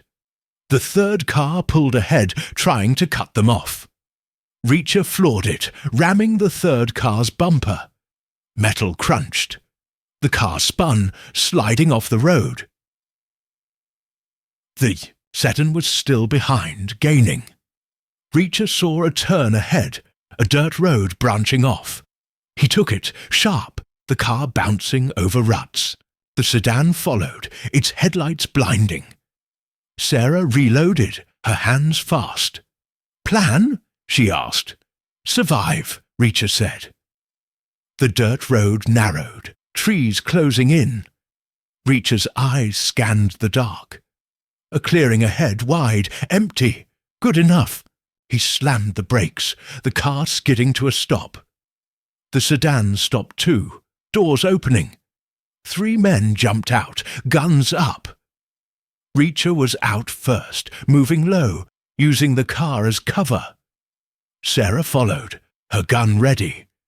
The men fired, bullets tearing through the night. Reacher dove, rolling, and came up behind a tree. He didn't have a gun, but he had his hands, his fists, his will. Sarah fired, dropping 1 man. The other 2 spread out, flanking. Reacher moved, silent, toward the closest. The man didn't see him. Big mistake. Reacher grabbed his arm, twisted, and slammed his head into the tree. The man dropped, out cold. The last man turned, firing wild. Sarah ducked, her shots missing. Reacher charged, low and fast, tackling the man. They hit the ground, hard. The gun flew. Reacher's fist found the man's jaw, once, twice. The man went limp. Silence, just the hum of the car and Sarah's heavy breathing. She stood, her gun still up, her eyes wide. "You're crazy," she said. "Effective," Reacher said. He checked the men. No IDs, just guns and phones. Burners, like the last guy. He took one, pocketing it. "We need to move," he said. Sarah nodded, climbing back into the car. Reacher drove, the dirt road leading back to the highway. The night was quieter now, but not safe, never safe. Colton was out there, Ellie was out there, the target was out there, and the truth was closer, just out of reach. "Ellie," Reacher said, "tell me everything." Sarah leaned back, her gun on her lap. "She's a kid," she said. 20 maybe, works at a coffee shop in Austin. Asked me for help a week ago, said she was in trouble, didn't say what. Then she was gone."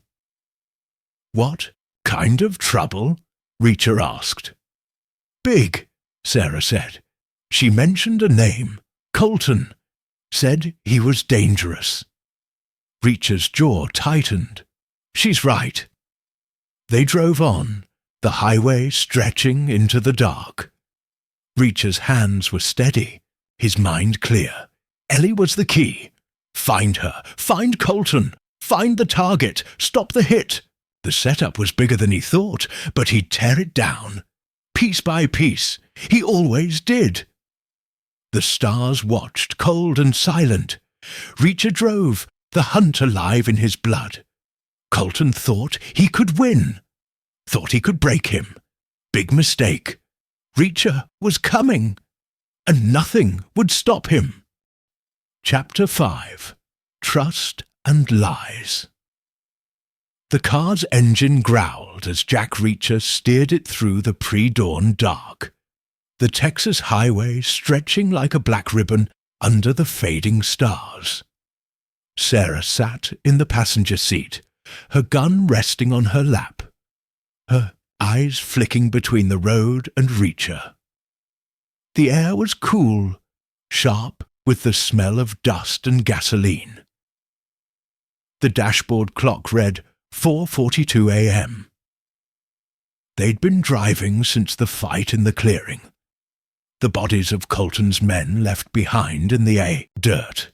Reacher's hands were steady, his wrists still raw from the cuffs, but his mind was sharper than ever. He was hunting Colton, the girl, Ellie, the truth. Sarah was quiet, her face pale in the dashboard's glow. She was tough. Reacher could tell. A reporter, she'd said, freelance, digging into bad things, corruption, money, names like Colton's. But tough didn't mean safe. She was in deep, maybe deeper than she knew. Reacher didn't trust her. Not yet. Trust was earned, and she hadn't earned it, but she knew Ellie, knew Colton. That made her useful. For now. "Where we going?" Sarah asked, her voice low, like she didn't want to break the silence. "Austin," Reacher said. "Ellie's there. Or was." Sarah nodded, slow. "You think Colton's got her?" "Yeah," Reacher said. "He's using her. To get her to me." "Why you?" Sarah asked. "What's he got against you?" "Old fight," Reacher said. "I won. He didn't." She glanced at him, her eyes narrow. "That's it. That's enough," Reacher said. She didn't push. Smart. Reacher kept his eyes on the road. but his mind worked, sorting the pieces. Colton, back from the past, wanting revenge. Ellie, a scared kid with a scar above her eyebrow, caught in the middle. The target, a man in a suit, grey hair, outside a glass building. A hit Reacher was supposed to carry out, and Sarah, a reporter who knew too much and wasn't saying enough. It was a mess, but Reacher had untangled worse. He'd find the thread, pull it, watch it fall apart. The highway hummed under the tires. No cars, no lights, just the dark and the stars. Reacher's hands tightened on the wheel. He felt it, the itch in his gut, the one that said trouble was close. He'd learned to trust that itch. It had kept him alive. "Back there," Sarah said, breaking the silence. "You didn't hesitate, took those guys out like it was nothing." "It wasn't nothing," Reacher said. "It was them or us." She nodded like she understood. "You're good at this." "Practice," Reacher said. "Army?" she asked. "Once," Reacher said. "Long time ago." She didn't ask more. Didn't need to. Reacher's size, his moves, his calm. They told the story. 6'5", 250 pounds of muscle and bone. He didn't blend in, didn't try to. He was a weapon, like the woman at the warehouse said. But he chose his fights, always had. "Ellie," Reacher said. "Tell me more." Sarah shifted, her gun still on her lap. "Like I said, she's a kid, 20 maybe. Works at a coffee shop in Austin. The daily grind downtown. She came to me last week, scared. Said she was in trouble, mentioned Colton, said he was dangerous. Then she was gone." "What kind of trouble?" Reacher asked. "Didn't say," Sarah said. "Just that it was big. She was jumpy, kept looking over her shoulder. I told her to lay low, gave her my number, never heard from her again." Reacher's jaw tightened. Ellie was the key. Find her, find Colton, find the target, stop the hit. But Sarah wasn't telling him everything. He could feel it, like a shadow in her words. "What else?" he asked. Sarah's eyes flicked to him, then away. "Nothing." "Don't lie," Reacher said. His voice was low, calm, but it carried weight, like a warning you didn't ignore. She stiffened, her hand tightening on the gun. "I'm not lying. You're holding back," Reacher said. "I can tell." She didn't answer, just stared out the window, her face tight. Reacher let the silence grow. Silence was a tool. People filled it when they got nervous. Sarah was nervous. He could see it in her shoulders, her fingers, the way her breath hitched. "Fine," she said finally. "Ellie had a photo, showed it to me, a man older in a suit. She said he was part of it, didn't say how." Reacher's gut twisted. The target, grey hair, glass building. "Describe him," he said. "Tall," Sarah said. "Thin, grey hair short, wore a dark suit, looked rich, important." "Name?" Reacher asked. "She didn't say," Sarah said. "Just that he was dangerous, like Colton." Reacher nodded, slow. The pieces were starting to fit, but the picture was still blurry. Ellie knew the target, knew Colton. Sarah knew them too, or enough to be hunted.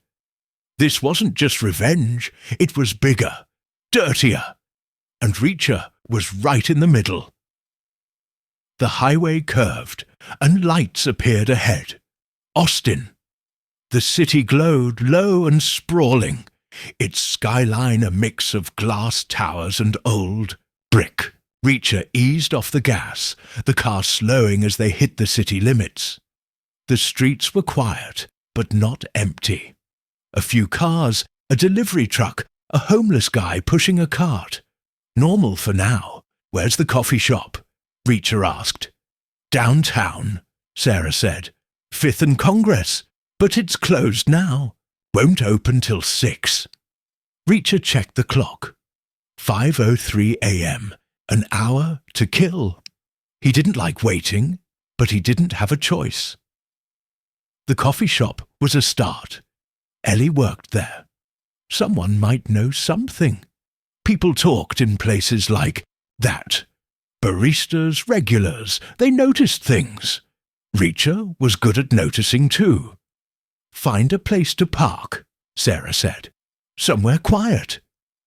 Reacher nodded and turned off the main road into a side street lined with old buildings and parked cars. He found a spot behind a closed bookstore, the car hidden in the shadows. He killed the engine, the silence heavy.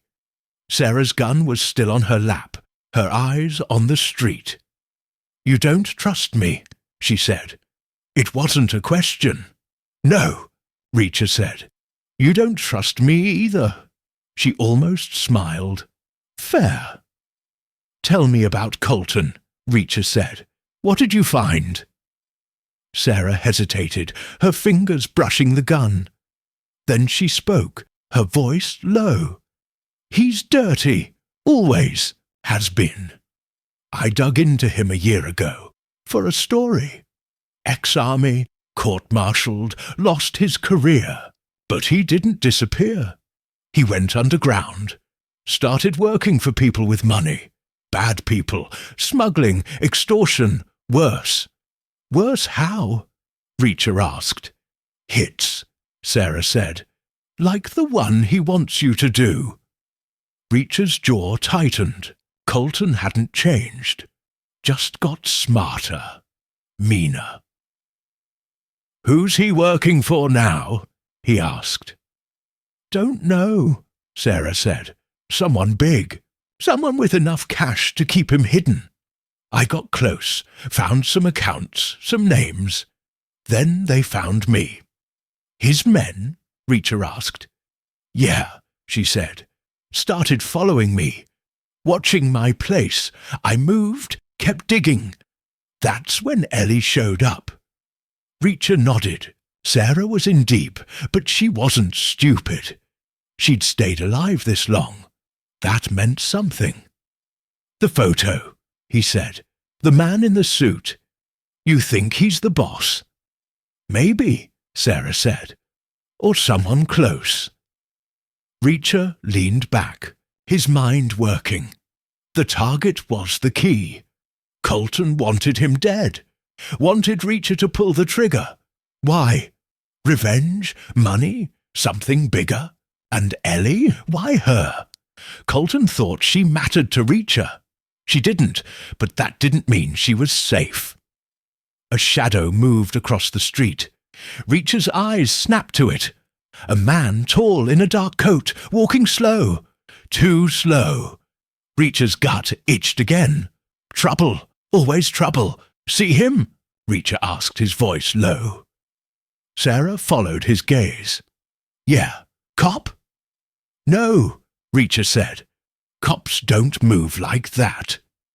The man stopped, his head turning like he was listening. Reacher watched, his body still, his senses sharp. The man pulled a phone from his pocket, a small one like the burners Colton's men used. He spoke quick, then hung up. Then he looked right at the car. Down, Reacher said. Sarah ducked, her gun up. Reacher slid low, his eyes just above the dashboard. The man started walking again toward them, his hand in his coat. Reacher saw the glint of metal. Gun. Definitely Colton's. Plan? Sarah whispered. Stay quiet, Reacher said. Let him get close. She nodded, her breathing steady. Reacher waited, his muscles coiled, his mind clear. The man was 20 feet away now, then 10. He stopped, his eyes on the car, like he knew they were there. Reacher's hand tightened into a fist. No gun, but he didn't need one. Not yet. The man raised his gun, aiming at the windshield. Reacher moved fast, shoving the door open and rolling out. The man fired, the shot shattering the glass. Sarah fired back, her bullets hitting the pavement. The man ducked behind a parked car, cursing. Reacher was up, moving low, towards the bookstore's alley. The man didn't see him, too focused on Sarah. Big mistake. Reacher circled, silent, his boots soft on the asphalt. He reached the car, saw the man's back. He lunged, grabbing the man's arm, twisting. The gun fell. Reacher slammed his fist into the man's jaw, then his gut. The man crumpled, out cold. Sarah was out of the car now, her gun up. Clear? She asked. Reacher checked the street. Empty, for now. Clear, he said. He searched the man. Another burner phone, some cash, no ID, same as the others. He took the phone, pocketing it, and the gun, checking the clip. Half full. Good enough. We need to move, he said. Sarah nodded, her face tight. They're close. Yeah, Reacher said. Too close. They got back in the car. The windshield cracked but usable. Reacher drove, fast, weaving through the streets. Austin was waking up, delivery trucks and early workers appearing. He needed to get to the coffee shop, but not like this. Not with Colton's men breathing down their necks. Where now? Sarah asked. Somewhere quiet, Reacher said. To think. He found a parking lot behind an old warehouse, the kind nobody checked. He killed the engine, the silence heavy. Sarah's gun was still out, her eyes on the shadows. You think Ellie's alive? She asked. Yeah, Reacher said. Colton needs her, for now. Sarah nodded, but her face was grim. This is bigger than us. Always is, Reacher said. They sat, the dawn creeping in, grey and cold. Reacher's mind worked fast and clear. The coffee shop was the next step. Someone there would know Ellie, know where she went, know something. But Colton's men were everywhere, watching, waiting, and Sarah, she was holding back. He could feel it. Trust was a lie, and lies got people killed. Tell me the rest, Reacher said. About Ellie, about the photo, everything. Sarah hesitated, her fingers brushing the gun. Then she spoke, her voice low. Ellie said the man in the suit was meeting someone. Someone important. She saw them at the coffee shop. Heard them talking. About a deal. Money. Power. What kind? Reacher asked. She didn't say, Sarah said. Just that it was bad. She was scared, Reacher, really scared. Reacher nodded. A deal. Money. Power. That fit Colton. Fit the target. But it didn't explain Ellie, or why Colton thought she mattered to him. What else? He asked. Sarah's eyes flicked away, then back. She had a name. Not the man's. Someone else. Someone she trusted. Who? Reacher asked. Sarah swallowed. You. Reacher's chest tightened. He didn't know her, didn't know Ellie, but she knew him, trusted him. That was bad. Worse than bad.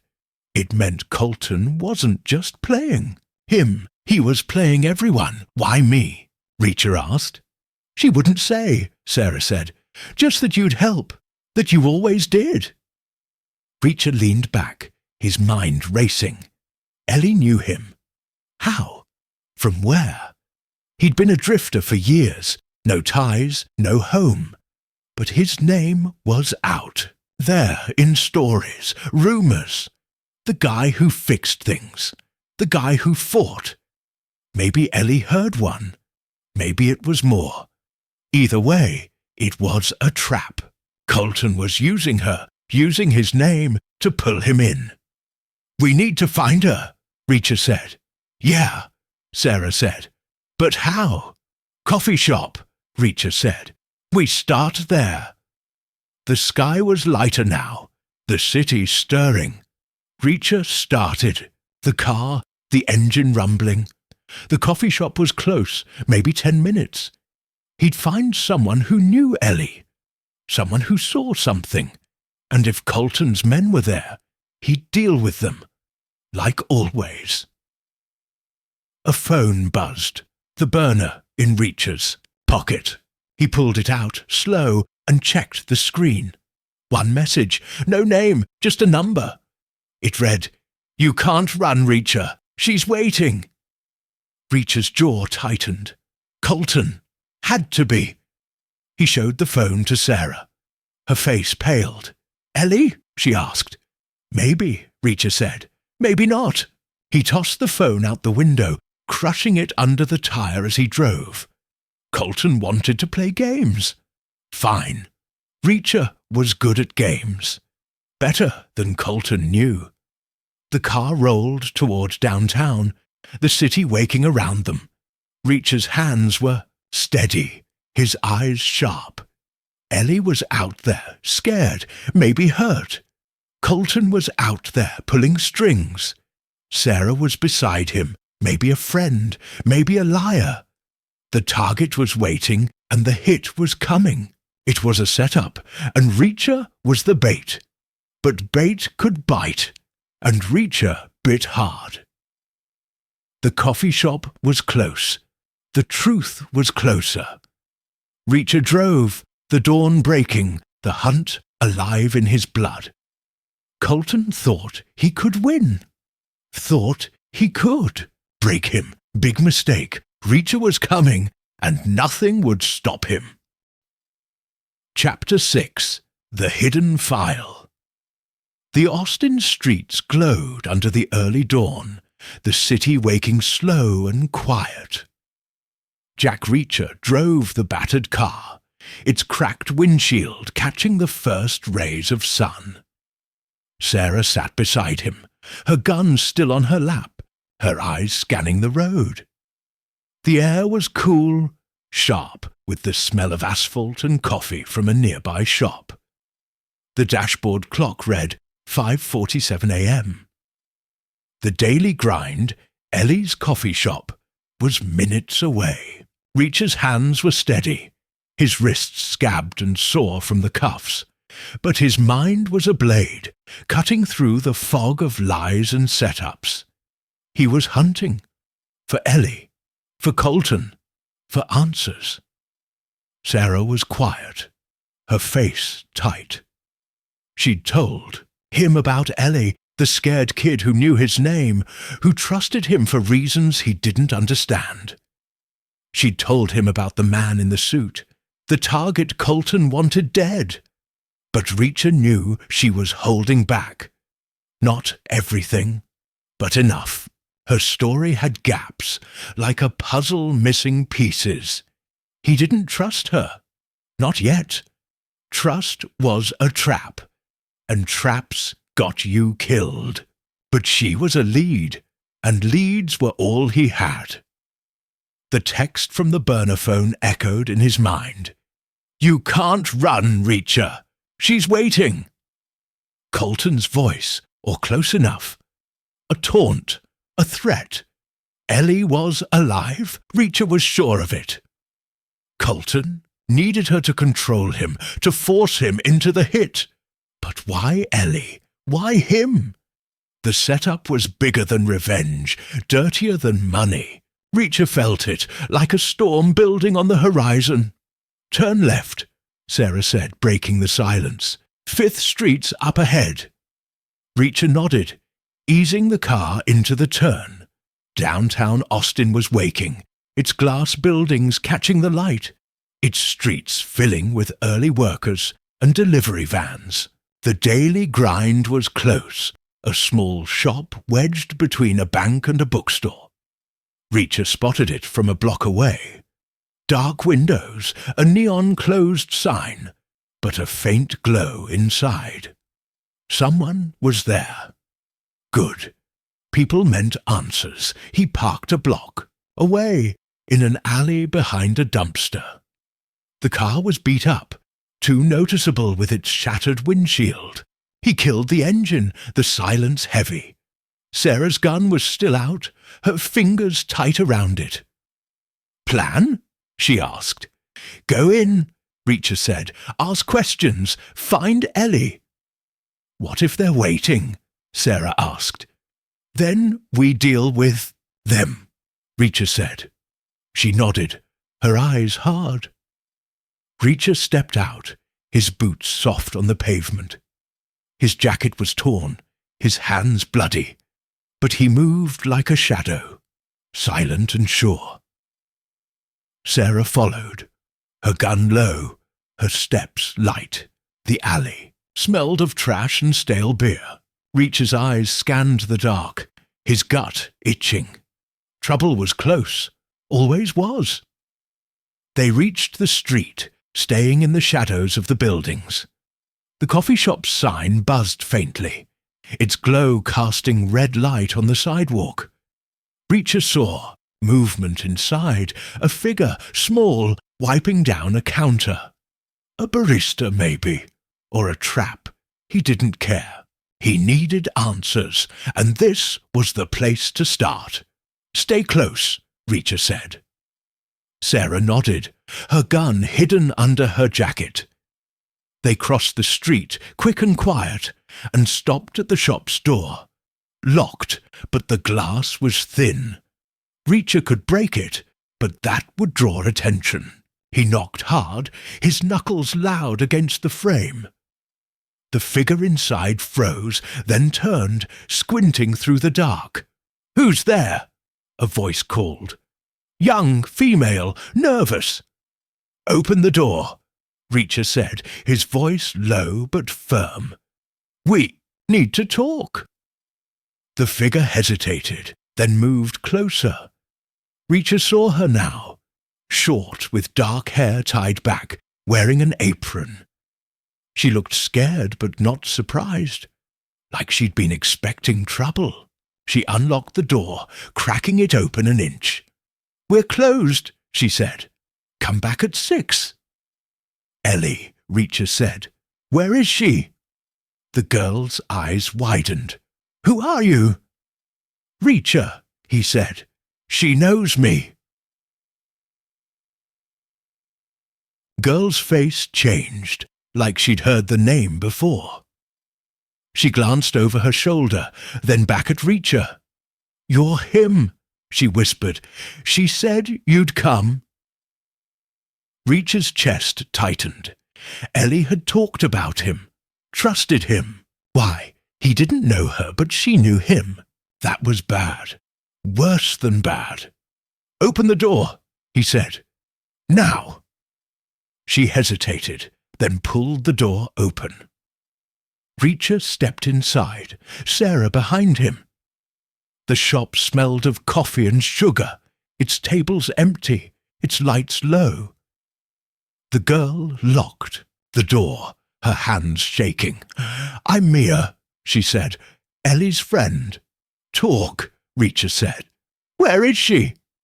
Mia swallowed, her eyes darting to Sarah, then back to Reacher. "She's gone. 3 days ago. Didn't show for her. Shift. Didn't call.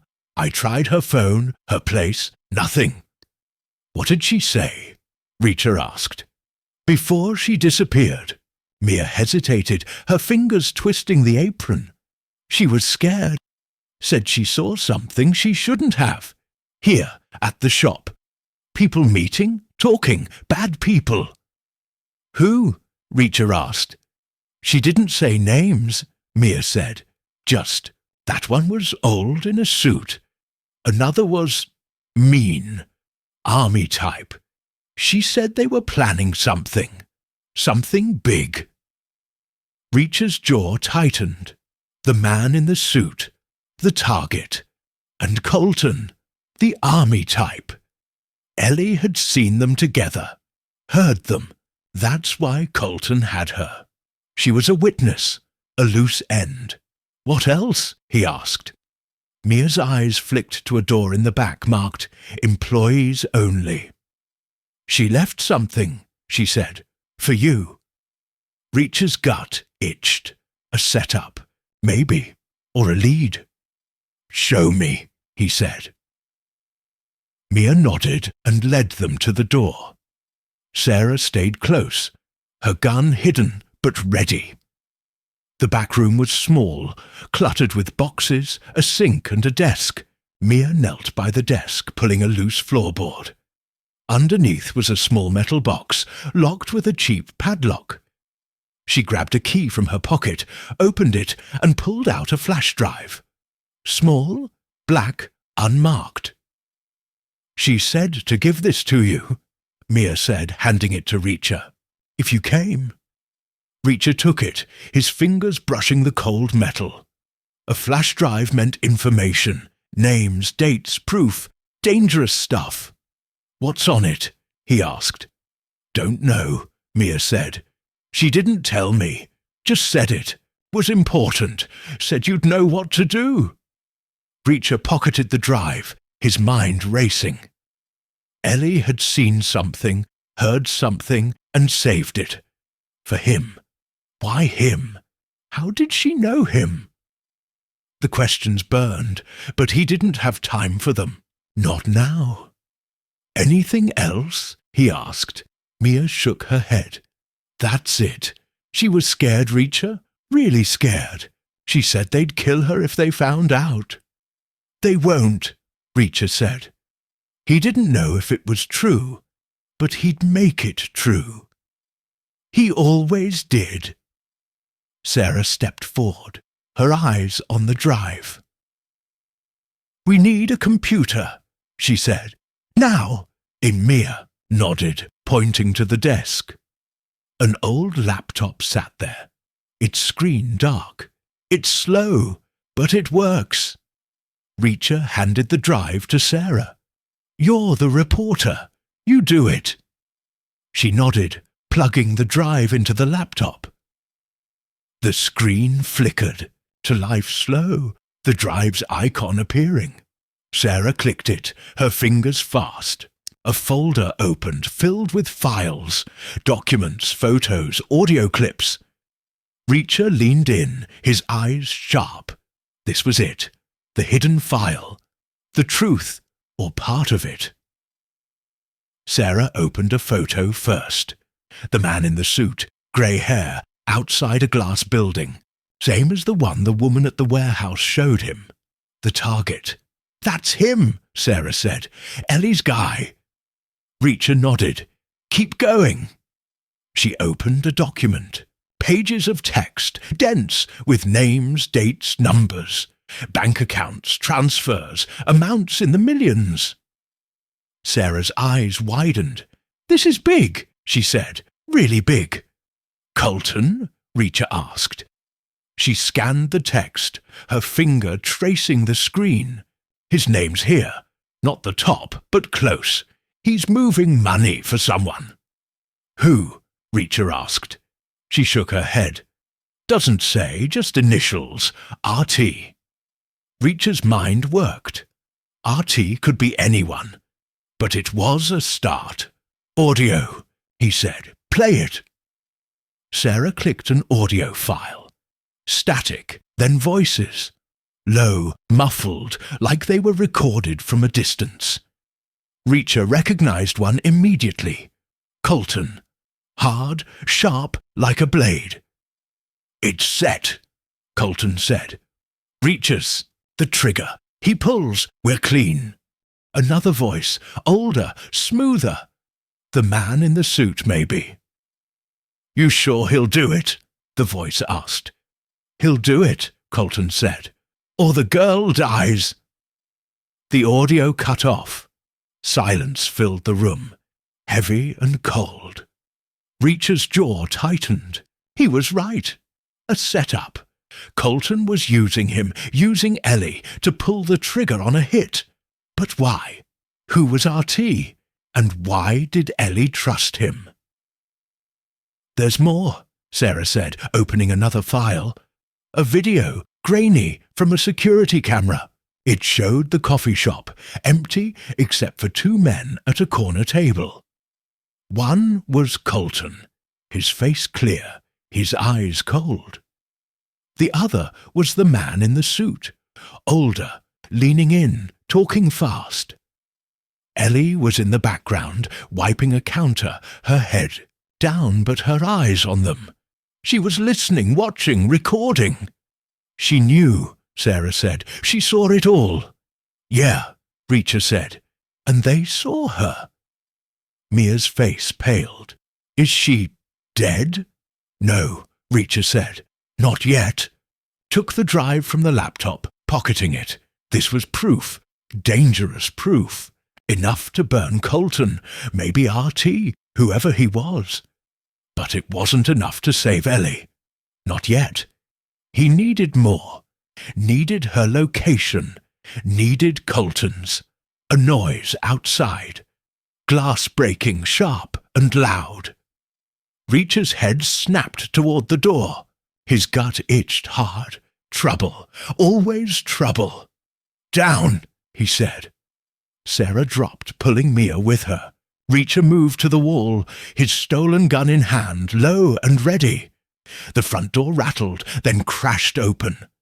Footsteps, heavy, fast. Voices, low and mean. Colton's men. Had to be. "Stay here," Reacher said, his voice a whisper. "Lock the door." Sarah nodded, her gun up. Mia whimpered, but Sarah pulled her under the desk. Reacher slipped into the main shop, staying low, his eyes on the door.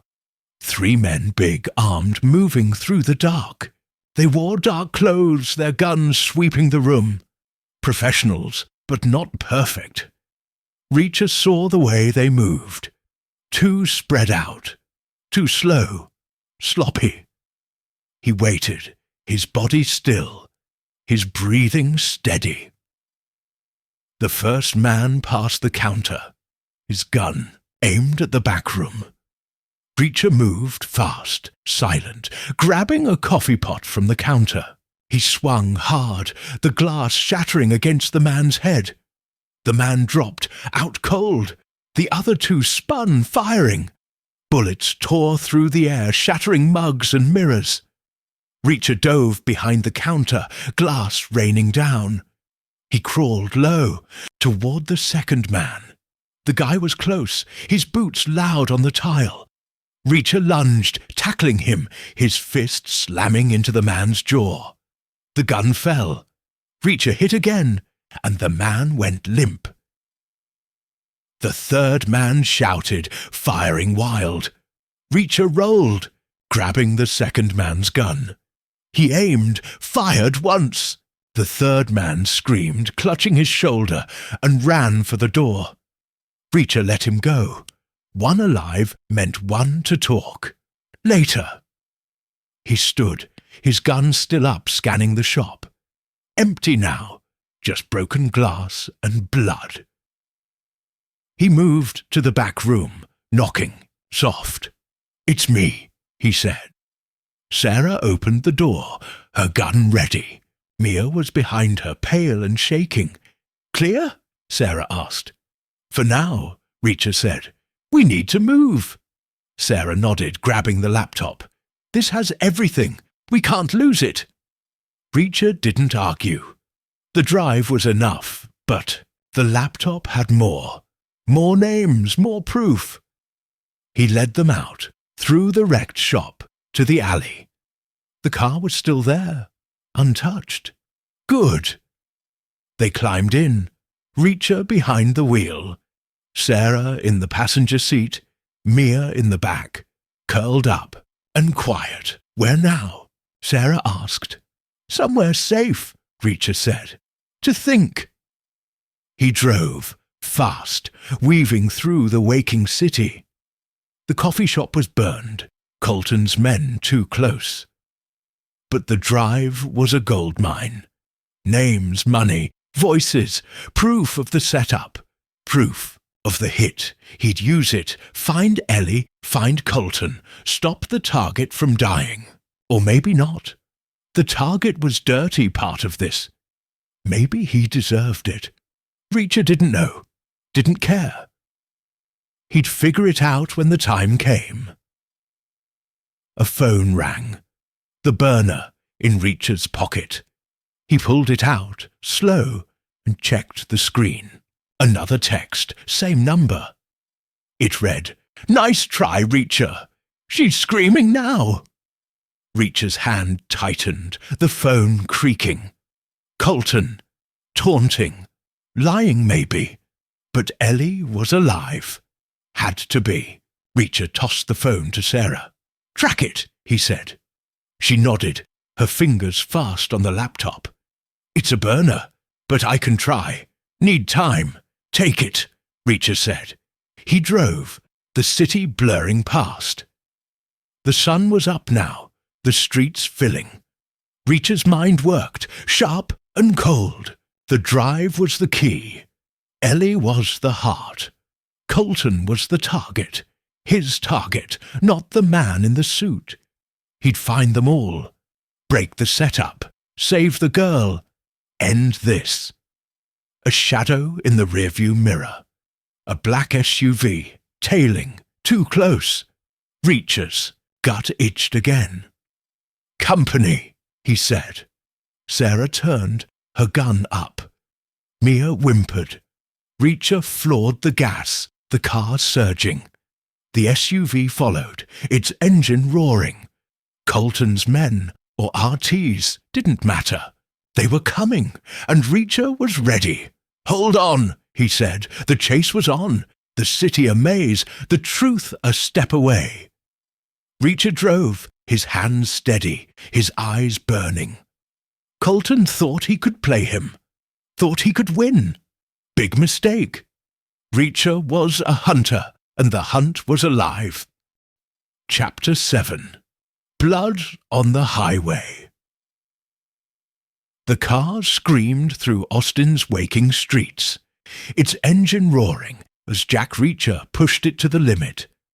The black SUV tailing them was close, its headlights glaring in the rearview mirror. Sarah gripped her gun, her eyes flicking between the mirror and the laptop on her lap. Mia huddled in the back seat, her face pale, her hands clutching the seatbelt. The sun was up, painting the city in gold, but the air was heavy with trouble. Reacher's hands were steady, his wrists raw from the cuffs, his mind a steel trap. He was hunting Ellie, Colton, the truth, and nothing would stop him. The flash drive in his pocket burned like a coal. Names, money, voices, proof of Colton's setup, proof of the hit. Ellie had recorded it all, seen it all, and now she was paying for it. The text from the burner phone echoed in his head. "Nice try, Reacher. She's screaming now." Colton's taunt, maybe a lie, but it cut deep. Ellie was alive, had to be. Colton needed her to control him, to force him into killing the man in the suit. But why Ellie? Why him? The puzzle was missing pieces, but Reacher was close. He could feel it. "Faster!" Sarah shouted, her voice sharp over the engine's roar. Reacher didn't answer. He swerved, cutting through an intersection, horns blaring behind him. The SUV stayed close, its driver good but not great. Reacher's eyes scanned the road. Traffic lights, side streets, a highway ramp ahead. He needed space, needed to lose them. The city was too tight, too many eyes. The highway was better. Open, empty, a place to fight. "Hold on," he said, yanking the wheel. The car screeched onto the ramp, tires burning, the SUV right behind. The highway stretched out, a long grey line under the morning sun. No cars, yet just them and the hunters. Good, Sarah twisted, aiming her gun out the shattered back window. They're too close, she said. Shoot, Reacher said. She fired, her shots tight, controlled. The SUV swerved, its front tire bursting. It fishtailed but didn't stop, its engine roaring louder. Reacher's jaw tightened. These guys were tough. Colton's best, maybe. Or RT's, whoever he was. Didn't matter. They'd go down like the rest. Another car appeared, a second SUV pulling alongside. Reacher saw faces, hard, focused guns. Ready. He jerked the wheel, ramming their side. Metal crunched, sparks flying. The SUV wobbled but held, its driver fighting back. Sarah fired again, her bullets pinging off the hood. Mia screamed, curling tighter in the back. Keep it together, Reacher said, his voice calm, like he was ordering coffee. Panic was death. He needed them sharp. Sarah nodded, reloading fast. Got a plan? Always, Reacher said. He didn't, not really. Just instincts, reflexes, and a will to win. That was enough, always had been. The first SUV pulled ahead, trying to cut them off. Reacher saw the move coming. He slowed, just enough, then floored it, clipping their rear. The SUV spun, skidding across the highway, crashing into the guardrail. One down. The second SUV was still beside them, a gun poking out its window. Reacher ducked as bullets tore through the car, glass shattering, metal screaming.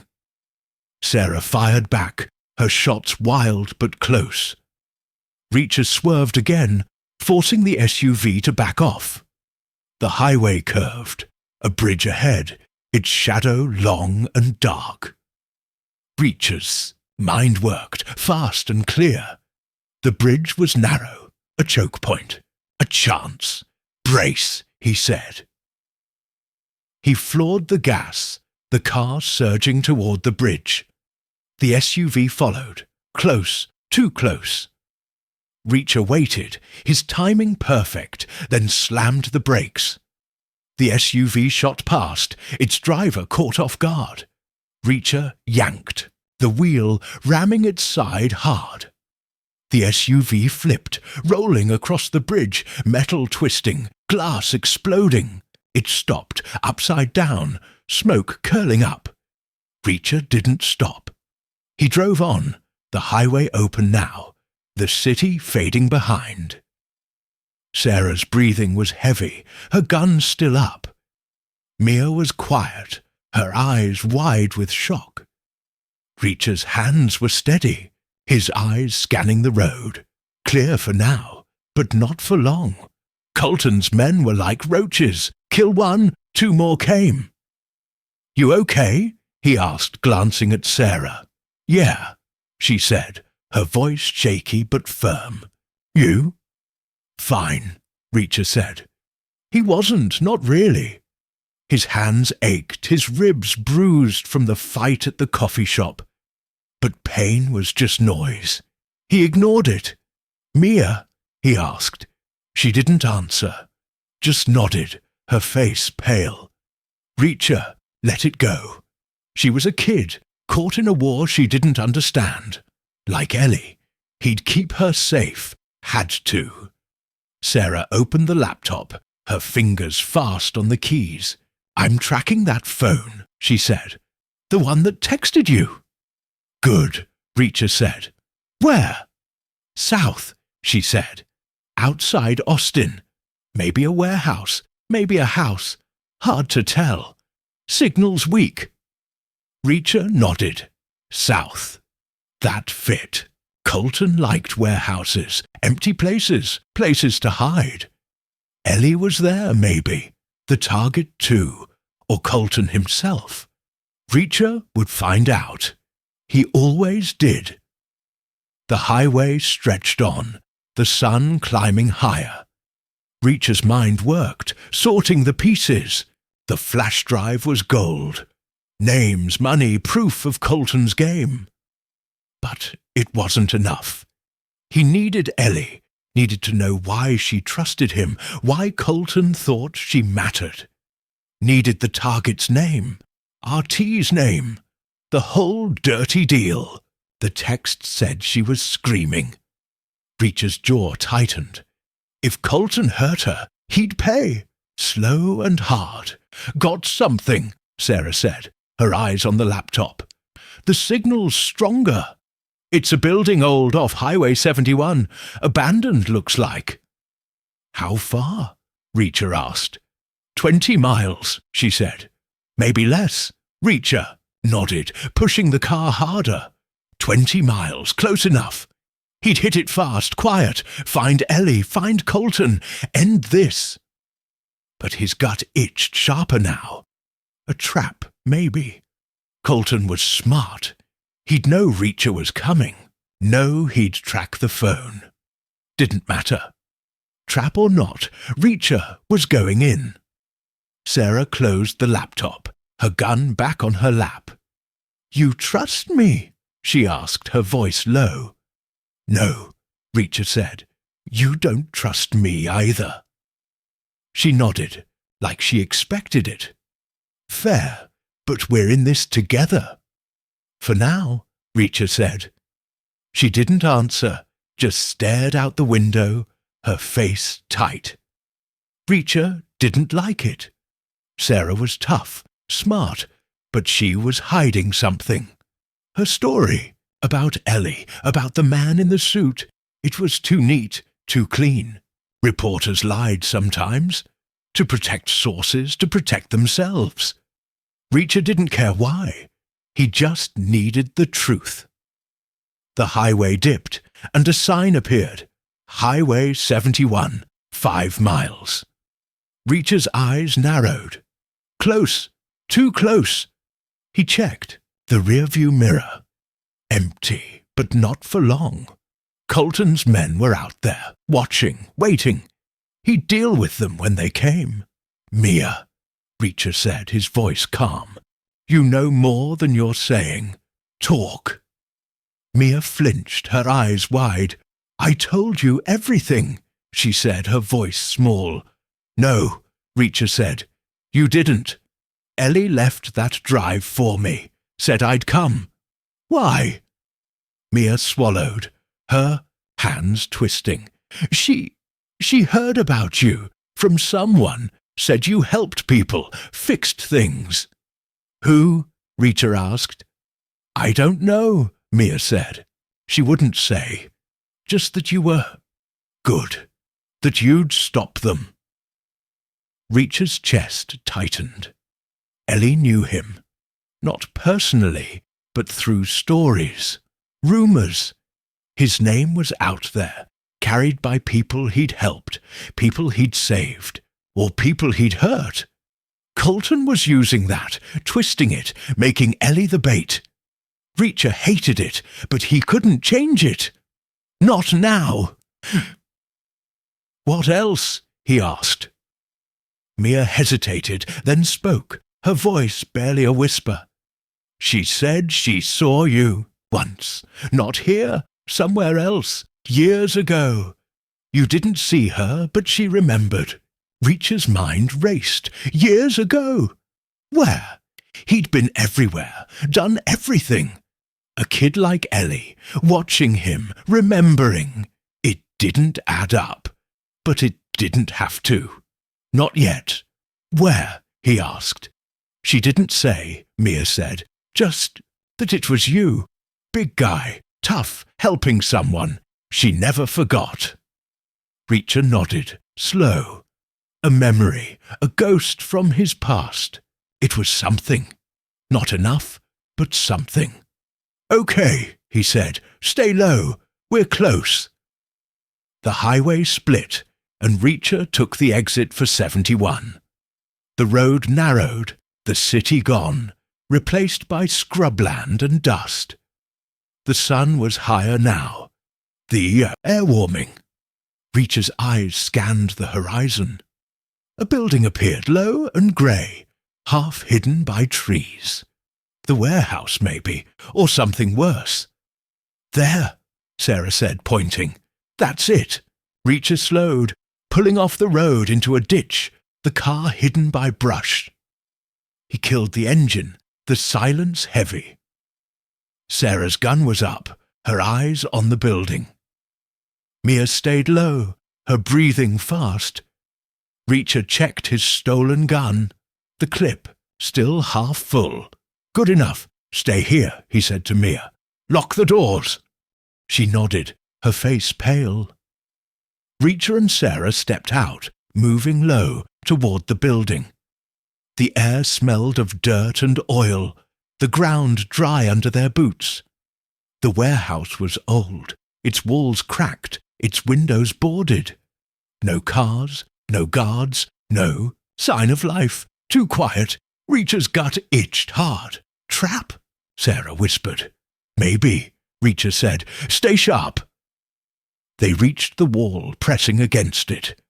Reacher listened, his ears catching nothing but wind. He moved to a door, rusted but unlocked. He pushed it open slow, the hinges creaking. Inside was dark, the air thick with dust. Reacher stepped in, his gun low, Sarah behind him. The warehouse was empty mostly. Crates in one corner, a table in another, papers scattered.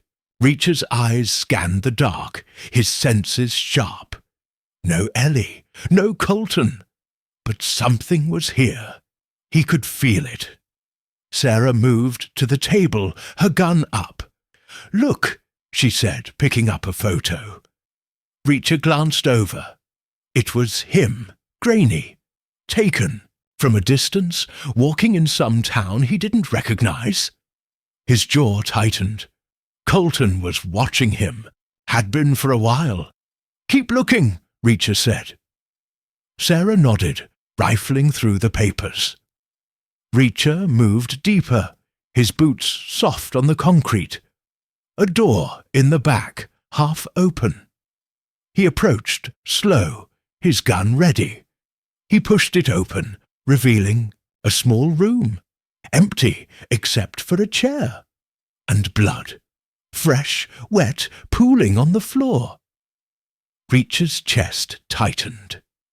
Ellie? He didn't know, didn't want to know. He stepped in, checking the room. No body, no clues, just blood. Too much blood. He turned, his eyes meeting Sarah's. She'd followed, her face pale. She's here, Sarah whispered. Or was. Yeah, Reacher said. We're late. A sound outside, tires on gravel, fast. Reacher moved to the door, peering out. 2 cars, black, pulling up. Doors opened, men spilling out. 6, maybe 7, all armed. Colton's men, or RTs, didn't matter. They were here, and Reacher was trapped. Back, he said, pulling Sarah into the room. We fight. She nodded, her gun up. Reacher checked his clip again. 4 shots left. Not enough. He grabbed a metal pipe. From the floor, heavy, solid, good enough. The men were close now, their boots loud, their voices low. Reacher waited, his body still, his mind clear. The first man entered, his gun sweeping. Reacher swung the pipe, hard, catching his head. The man dropped, silent. The second man shouted, firing. Reacher dove, the bullets missing, and tackled him, his fist breaking the man's nose. Sarah fired, dropping a third man. 3 down, 4 to go. The others spread out, their shots wild, tearing through the crates. Reacher moved low and fast toward the table. He grabbed a crate, hurling it at one man. It hit, hard, the man collapsing. Sarah fired again, her bullets hitting another. 2 left. Reacher charged, the pipe swinging. He caught one man's arm, then his jaw.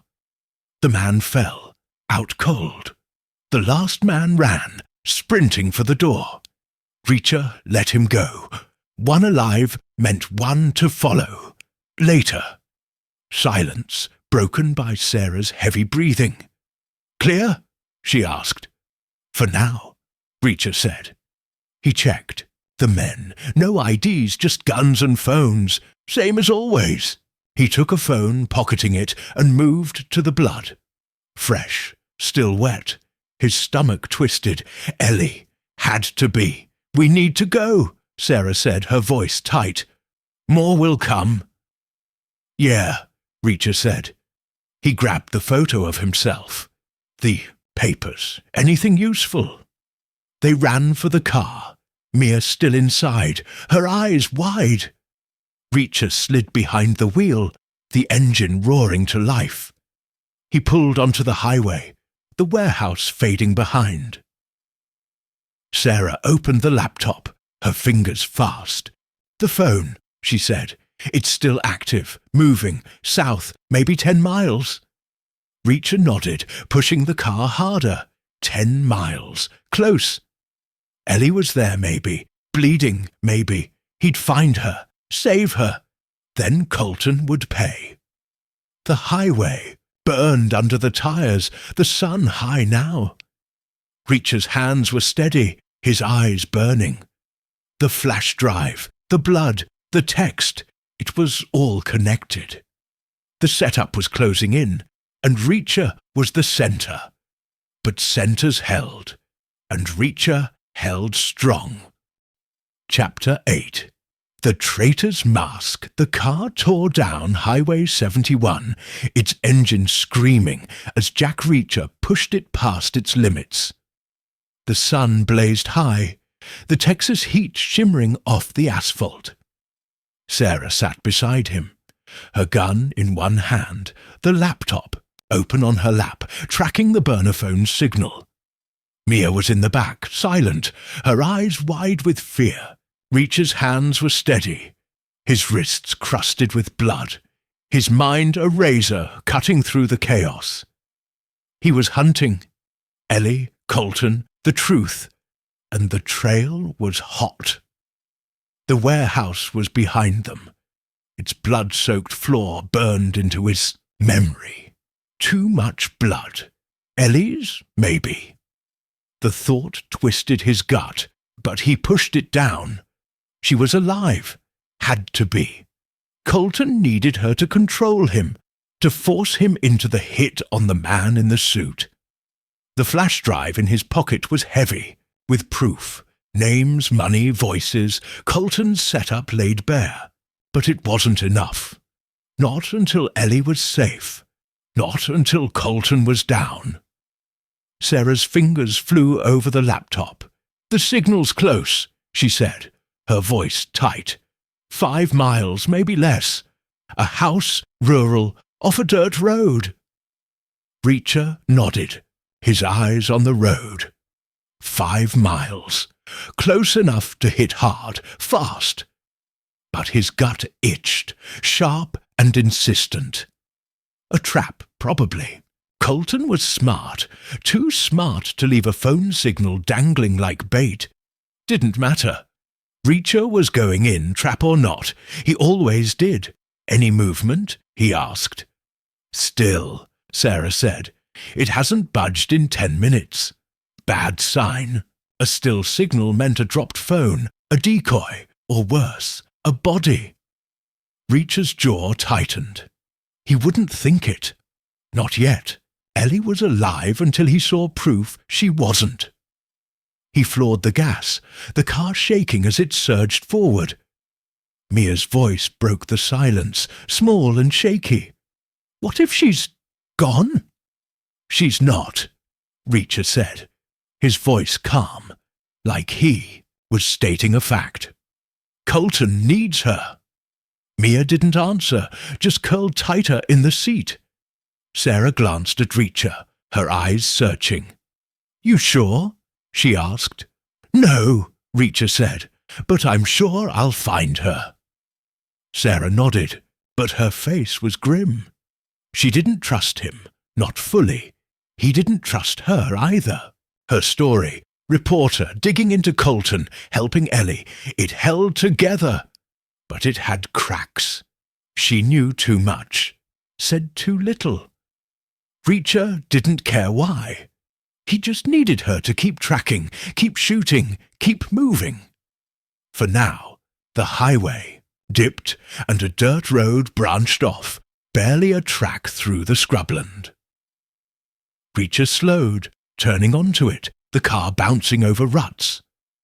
Dust kicked up, clouding the air. The house appeared low and weathered, its paint peeled, its windows dark. No cars, no guards, no life. Too quiet. Reacher's gut itched harder. He stopped the car 100 yards out, hidden by a cluster of gnarled trees. He killed the engine, the silence thick. Sarah's gun was up, her eyes on the house. Mia stayed low, her breathing fast. Reacher checked his stolen gun. 3 shots left. Not enough, but he'd make do. He always did. "Stay here," he said to Mia. "Lock the doors. Don't move." She nodded, her face pale. Reacher and Sarah stepped out, moving low, toward the house. The air was hot, heavy with the smell of dry grass and oil. Reacher's boots were silent, his senses sharp. The house was old, sagging, its porch creaking in the breeze. He saw a flicker in a window. Movement, maybe. Or a trick of the light. He didn't like it either way. "Plan?" Sarah whispered, her gun ready. "Go in," Reacher said. "Find her. Get out." Simple, she said, but her voice had an edge. Fear, maybe, or doubt. They reached the porch, the wood groaning under. Reacher's weight. The door was ajar, a sliver of dark inside. Reacher pushed it open slow, his gun low. The air was stale, thick with dust and something else. Blood, faint but real. His chest tightened. Ellie. He stepped in, Sarah behind him, their shadows long. On the warped floor, the house was empty or seemed to be. A living room, bare except for a sagging couch and a broken lamp. A kitchen, its counters littered with cans and wrappers. Reacher moved, silent, his eyes scanning every corner. Sarah followed, her gun sweeping the dark. They reached a hallway, narrow, with 3 doors. One was open, leading to a bathroom, empty. The others were closed. Reacher pointed to the first door, nodding. Sarah nodded back, her gun up. He turned the knob, slow, and pushed. The room was small. A bedroom with a mattress on the floor and a single chair. And blood. A smear on the wall, dried but fresh enough. Reacher's stomach twisted. Not a pool, not like the warehouse, but enough to mean pain. "She was here," Sarah whispered. "Yeah," Reacher said. "Maybe still is." He moved to the second door, his gun ready. He pushed it open, fast this time. Another bedroom, empty except for a table. On it, a phone, a burner, like the one that texted him. Reacher's gut screamed trap, but he stepped in slow, checking the corners. Nothing. Just the phone, its screen dark. Sarah grabbed it, flipping it open. "It's the one," she said. "The signal." Reacher nodded, his eyes on the door. Too easy, too quiet. He heard it then. A creak, soft from the hallway. He spun, gun up, just as a shadow moved. A man big, with a knife, lunging. Reacher fired one shot, hitting the man's shoulder. The knife fell, the man staggering. But he didn't go down. "Tough, Colton's kind," Sarah fired, her bullet grazing the man's leg. He roared, charging. Reacher met him, grabbing his arm, twisting and slamming his head into the wall. The man collapsed, blood pooling. Reacher checked him. No ID, just another gun. A 9mm, fully loaded. He took it, pocketing the clip. "Clear?" Sarah asked, her voice shaky. "For now," Reacher said. He moved back to the hallway, his new gun ready. The house was still, but the air was heavier now, like it was holding its breath. He reached the last door, locked, a padlock gleaming in the dim light. "Ellie. Had to be. Cover me," Reacher said. Sarah nodded, her gun on the hallway. Reacher grabbed the knife from the floor, jamming it into the padlock. He twisted, hard, the metal snapping. The door creaked open, revealing a small room, dark, with a single bulb swinging from the ceiling. And Ellie. She was there, tied to a chair, her blonde hair matted, her face bruised. Her eyes were closed, her chest rising slow. Alive! Reacher's heart thudded, relief mixing with rage. Blood dripped from a cut on her arm, fresh but shallow. She'd fought. "Good, Ellie," Reacher said, his voice low. Her eyes fluttered open, wide with fear, then recognition. "You," she whispered. "You came." "Yeah," Reacher said. He knelt, cutting her ropes with the knife. "Can you walk?" She nodded, weak but determined. Sarah stepped in, her gun still up. "We need to go," she said. "Now." Reacher helped Ellie stand, her legs shaky.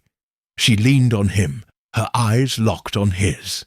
"I knew you'd come," she said. "I saw you before." "Where?" Reacher asked, but a crash cut him off. The front door splintering, footsteps heavy fast, more men, Colton's men. "Out the back," Reacher said, pulling Ellie toward a window. Sarah kicked it open, glass shattering. Reacher lifted Ellie through, then followed, Sarah behind. They hit the ground, running for the trees. Bullets tore through the air, splintering bark. Reacher fired back, 2 shots, dropping 1 man. Sarah fired, her bullets wild, but keeping them back. They reached the car, Mia screaming as they piled in. Reacher floored it, the car lurching onto the dirt road, dust flying.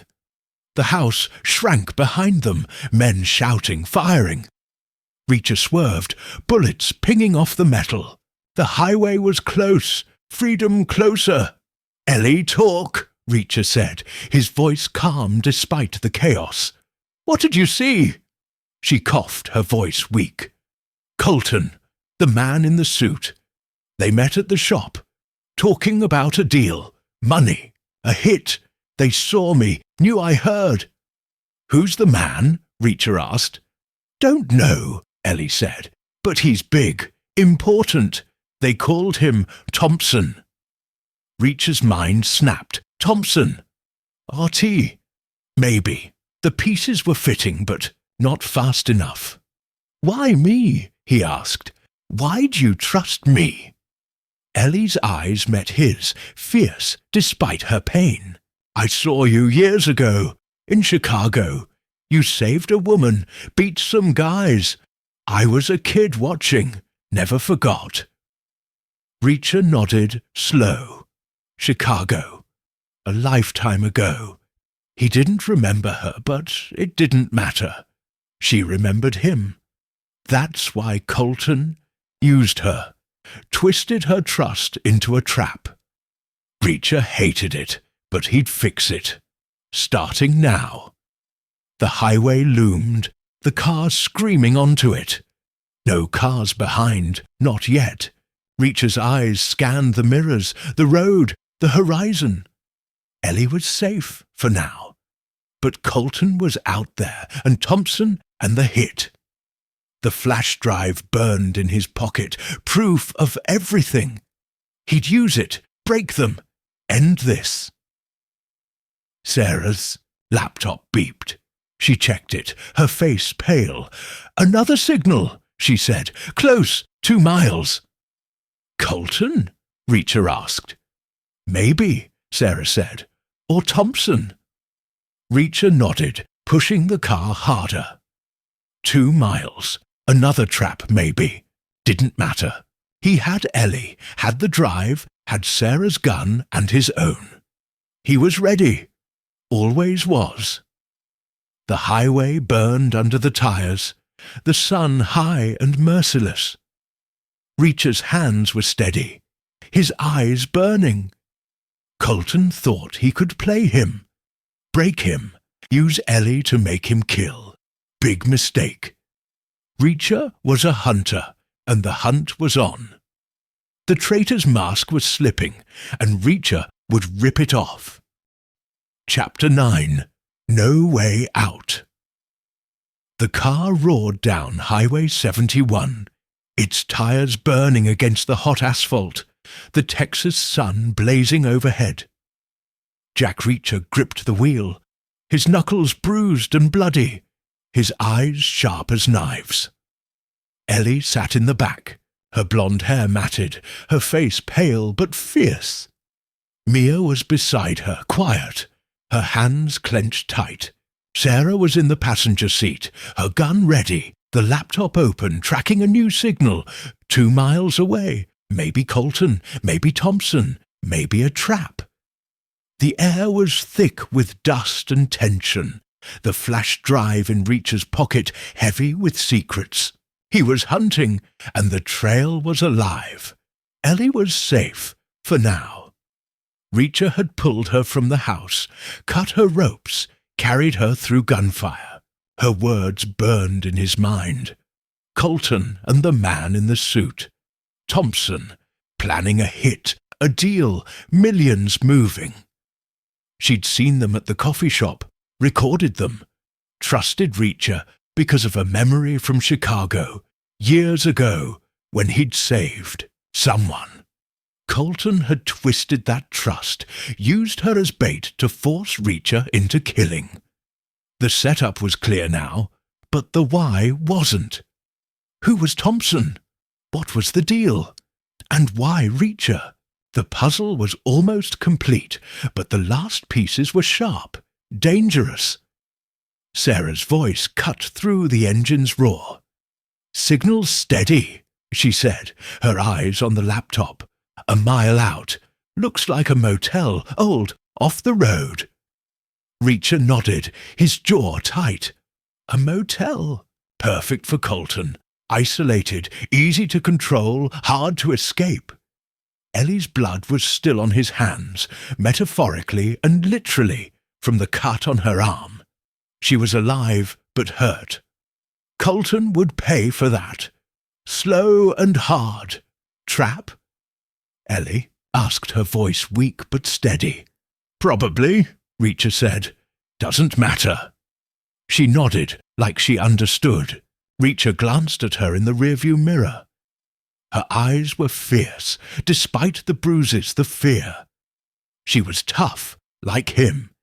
He'd save her no matter what. He always did. The highway curved and a faded sign appeared. Starlight Motel, 1 mile. Reacher slowed, his eyes scanning the scrubland. No cars, no movement, just heat and dust. His gut itched, sharp and urgent. Trouble was waiting, always was. Plan? Sarah asked, her gun tight in her hand. "Go in," Reacher said. "Find Colton. Get answers." "And if it's Thompson?" she asked. "Same plan," Reacher said. She didn't smile, but her eyes said she got it. Reacher turned off the highway, onto a gravel road leading to the motel. The car bounced, dust swirling, hiding them for now. The motel came into view. Low, L-shaped, its paint chipped, its neon sign dead. 6 rooms, 3 cars parked out front, black sedans like the ones Colton's men used. Reacher's jaw tightened. This was it. He stopped the car behind a rusted dumpster out of sight.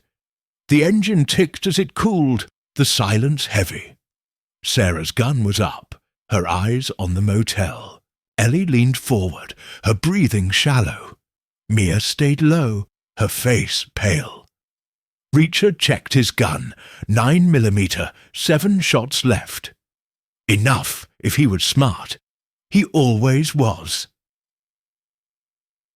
"Stay here," he said to Ellie and Mia. "Lock the doors. Don't move." Ellie nodded, her eyes locked on his. "Be careful," she said. "Always am," Reacher said. He wasn't, but she didn't need to know that. He and Sarah stepped out, moving low towards the motel. The air was hot, thick with the smell of gasoline and decay. Reacher's boots were silent, his senses sharp. The motel was too quiet, the cars too clean for a place this rundown. He saw a curtain twitch in room 3. Someone was watching. "See that?" Sarah whispered, her gun low. "Yeah," Reacher said. "Stay close." They reached the motel's wall, pressing against the peeling paint. Reacher listened, his ears catching a low murmur. Voices inside room 3. He moved to the window, peering through a crack in the curtain. 2 men, big, armed, sitting at a table. No Colton, no Thompson, but their guns were out, ready. Reacher's gut screamed trap, but he didn't care. Answers were inside, and he'd get them. "Back door?" Sarah asked. Reacher nodded, leading her around the building. A rusty door marked "Staff Only" was at the rear, locked but flimsy. He kicked it, hard, the lock snapping. The door swung open, revealing a dark hallway, narrow and cluttered. The air smelled of mold and bleach, the floor gritty with dirt. Reacher moved, silent, his gun ready, Sarah behind him. The hallway led to a small office, empty, then a door to the main motel. He pushed it open, slow, peering out. The corridor was clear, doors to the rooms on either side. The voices were louder now, coming from room 3. Reacher crept forward, his boots soft on the worn carpet. Sarah followed, her gun sweeping the dark. They reached room 3's door, the voices clear now. One was rough, angry, Colton's maybe. The other was smoother, older. Thompson, probably. Reacher's heart thudded, but his hands were steady. This was it. He signaled Sarah, pointing to the door. She nodded, her gun up. Reacher tested the knob, unlocked, sloppy. He pushed it open, fast, stepping in, gun raised. "Nobody move," he said, his voice low, hard. 2 men froze, their guns on the table. One was Colton, his grey hair slick, his eyes cold. The other was older, thin, in a dark suit. Thompson had to be. A laptop was open, showing a map, red dots blinking. Ellie's blood was on the floor, a small smear, fresh.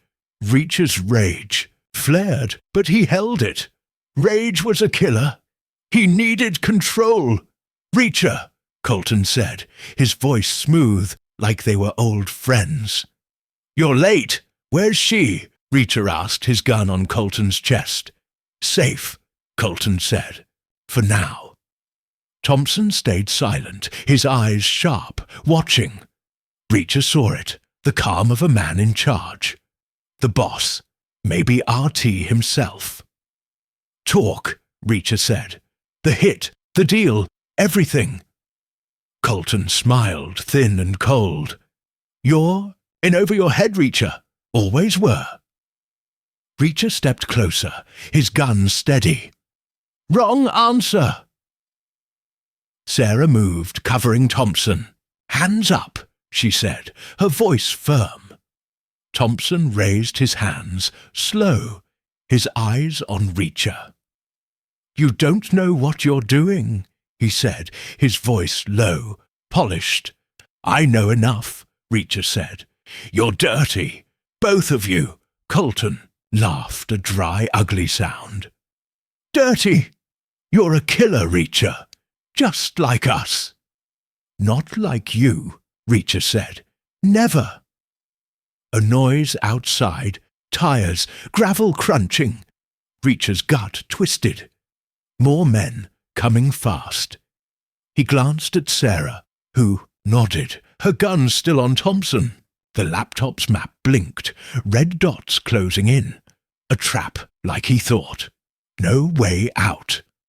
"Time's up," Colton said, his smile wider. "You lose."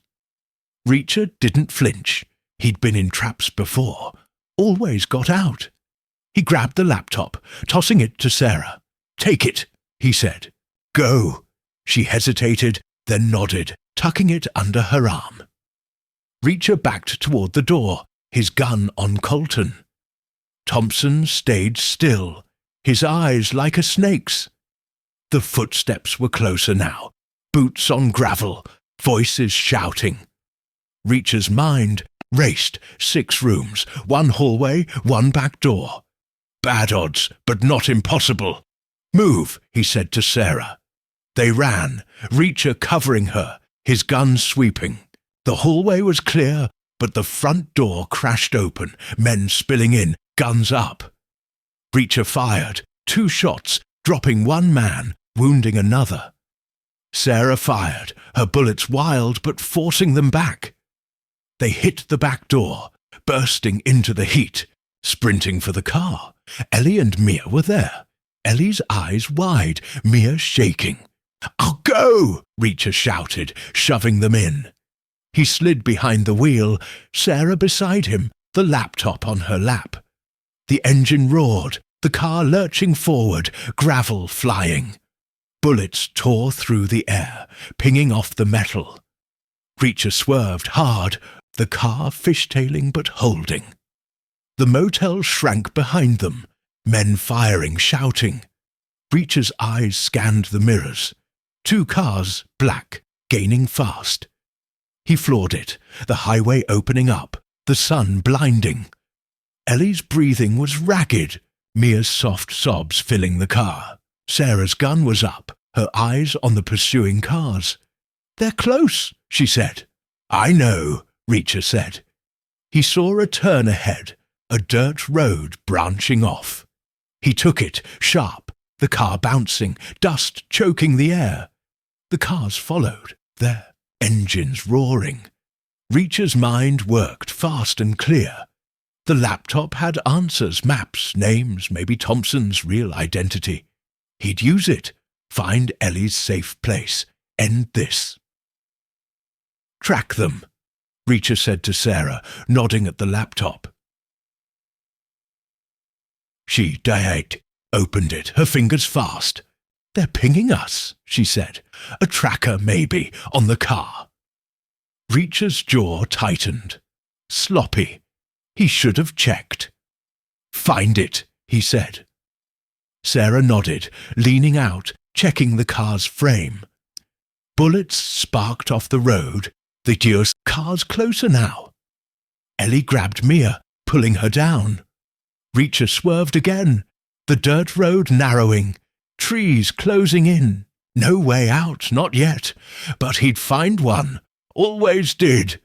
"Got it!" Sarah shouted, yanking a small device from the wheel well. She tossed it out, the tracker skidding into the dust. The cars slowed, confused, giving Reacher a breath. He pushed, the car harder, the engine screaming, the road twisting. "South," Sarah said, checking the laptop. "They're moving south. A compound, maybe. Big." Reacher nodded. A compound. Colton's base, Thompson's too.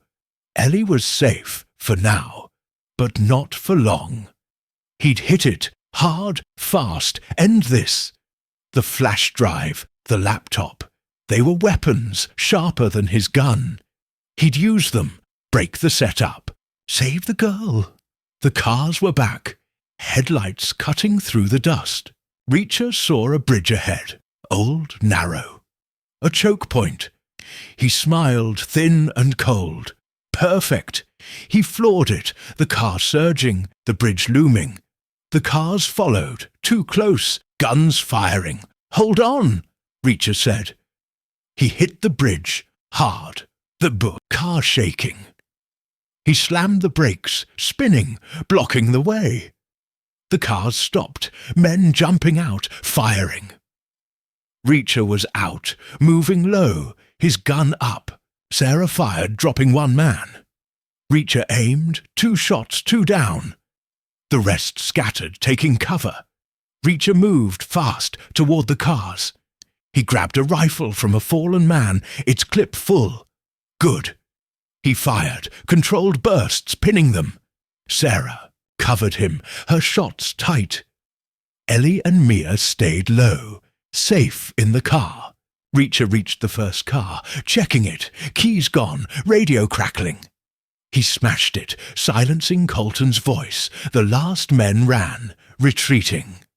Reacher let them go. No time to chase. He needed the compound, needed Ellie safe, needed Thompson's name. He ran back, sliding behind the wheel, the car lurching forward. The bridge was clear, the highway open. "South," Sarah said, her eyes on the laptop. 10 miles. They're waiting." "Let them wait," Reacher said. He drove, the sun high, the road burning. Ellie's eyes met his in the mirror, fierce, trusting. He'd save her, end this, break Colton and Thompson. The flash drive, the laptop, the blood, they were his weapons, and he'd use them. The traitor's mask was cracking, and Reacher would shatter it. Chapter 10. The Price of Loyalty. The car screamed down the Texas highway, its tires scorching the asphalt under a merciless sun. Jack Reacher gripped the wheel, his hands bruised and bloodied, his eyes burning with focus. Ellie sat in the back, her blonde hair matted, her bruised face fierce despite the pain. Mia was beside her, silent, her hands clenched tight. Sarah was in the passenger seat, her gun ready, the laptop open, tracking a signal to a compound 10 miles south. The air was thick with dust and danger. The flash drive in Reacher's pocket heavy with secrets. Names, money, voices, proof of Colton's setup to force him into a hit. Reacher was hunting Colton, Thompson, the truth, and the end was close. Ellie was safe, pulled from a blood-smeared chair in a run-down house, her trust in Reacher rooted in a Chicago memory years ago when he'd saved someone. Colton had twisted that trust, used her as bait to make Reacher kill Thompson, the man in the suit. Sarah's laptop showed a compound, fenced and guarded, where Colton and Thompson were hiding. Reacher had the drive, the proof, Ellie's life. He was ready to end it, but his gut itched, sharp and urgent. Loyalty to Ellie, to the truth, had a price, and he'd pay it. Always did. Sarah's voice cut through the engine's roar. "Signal's locked," she said, her eyes on the laptop. "Compound's 5 miles out, fenced, armed, cameras everywhere." Reacher nodded, his jaw tight. A fortress. Colton's. Last stand, Thompson's too.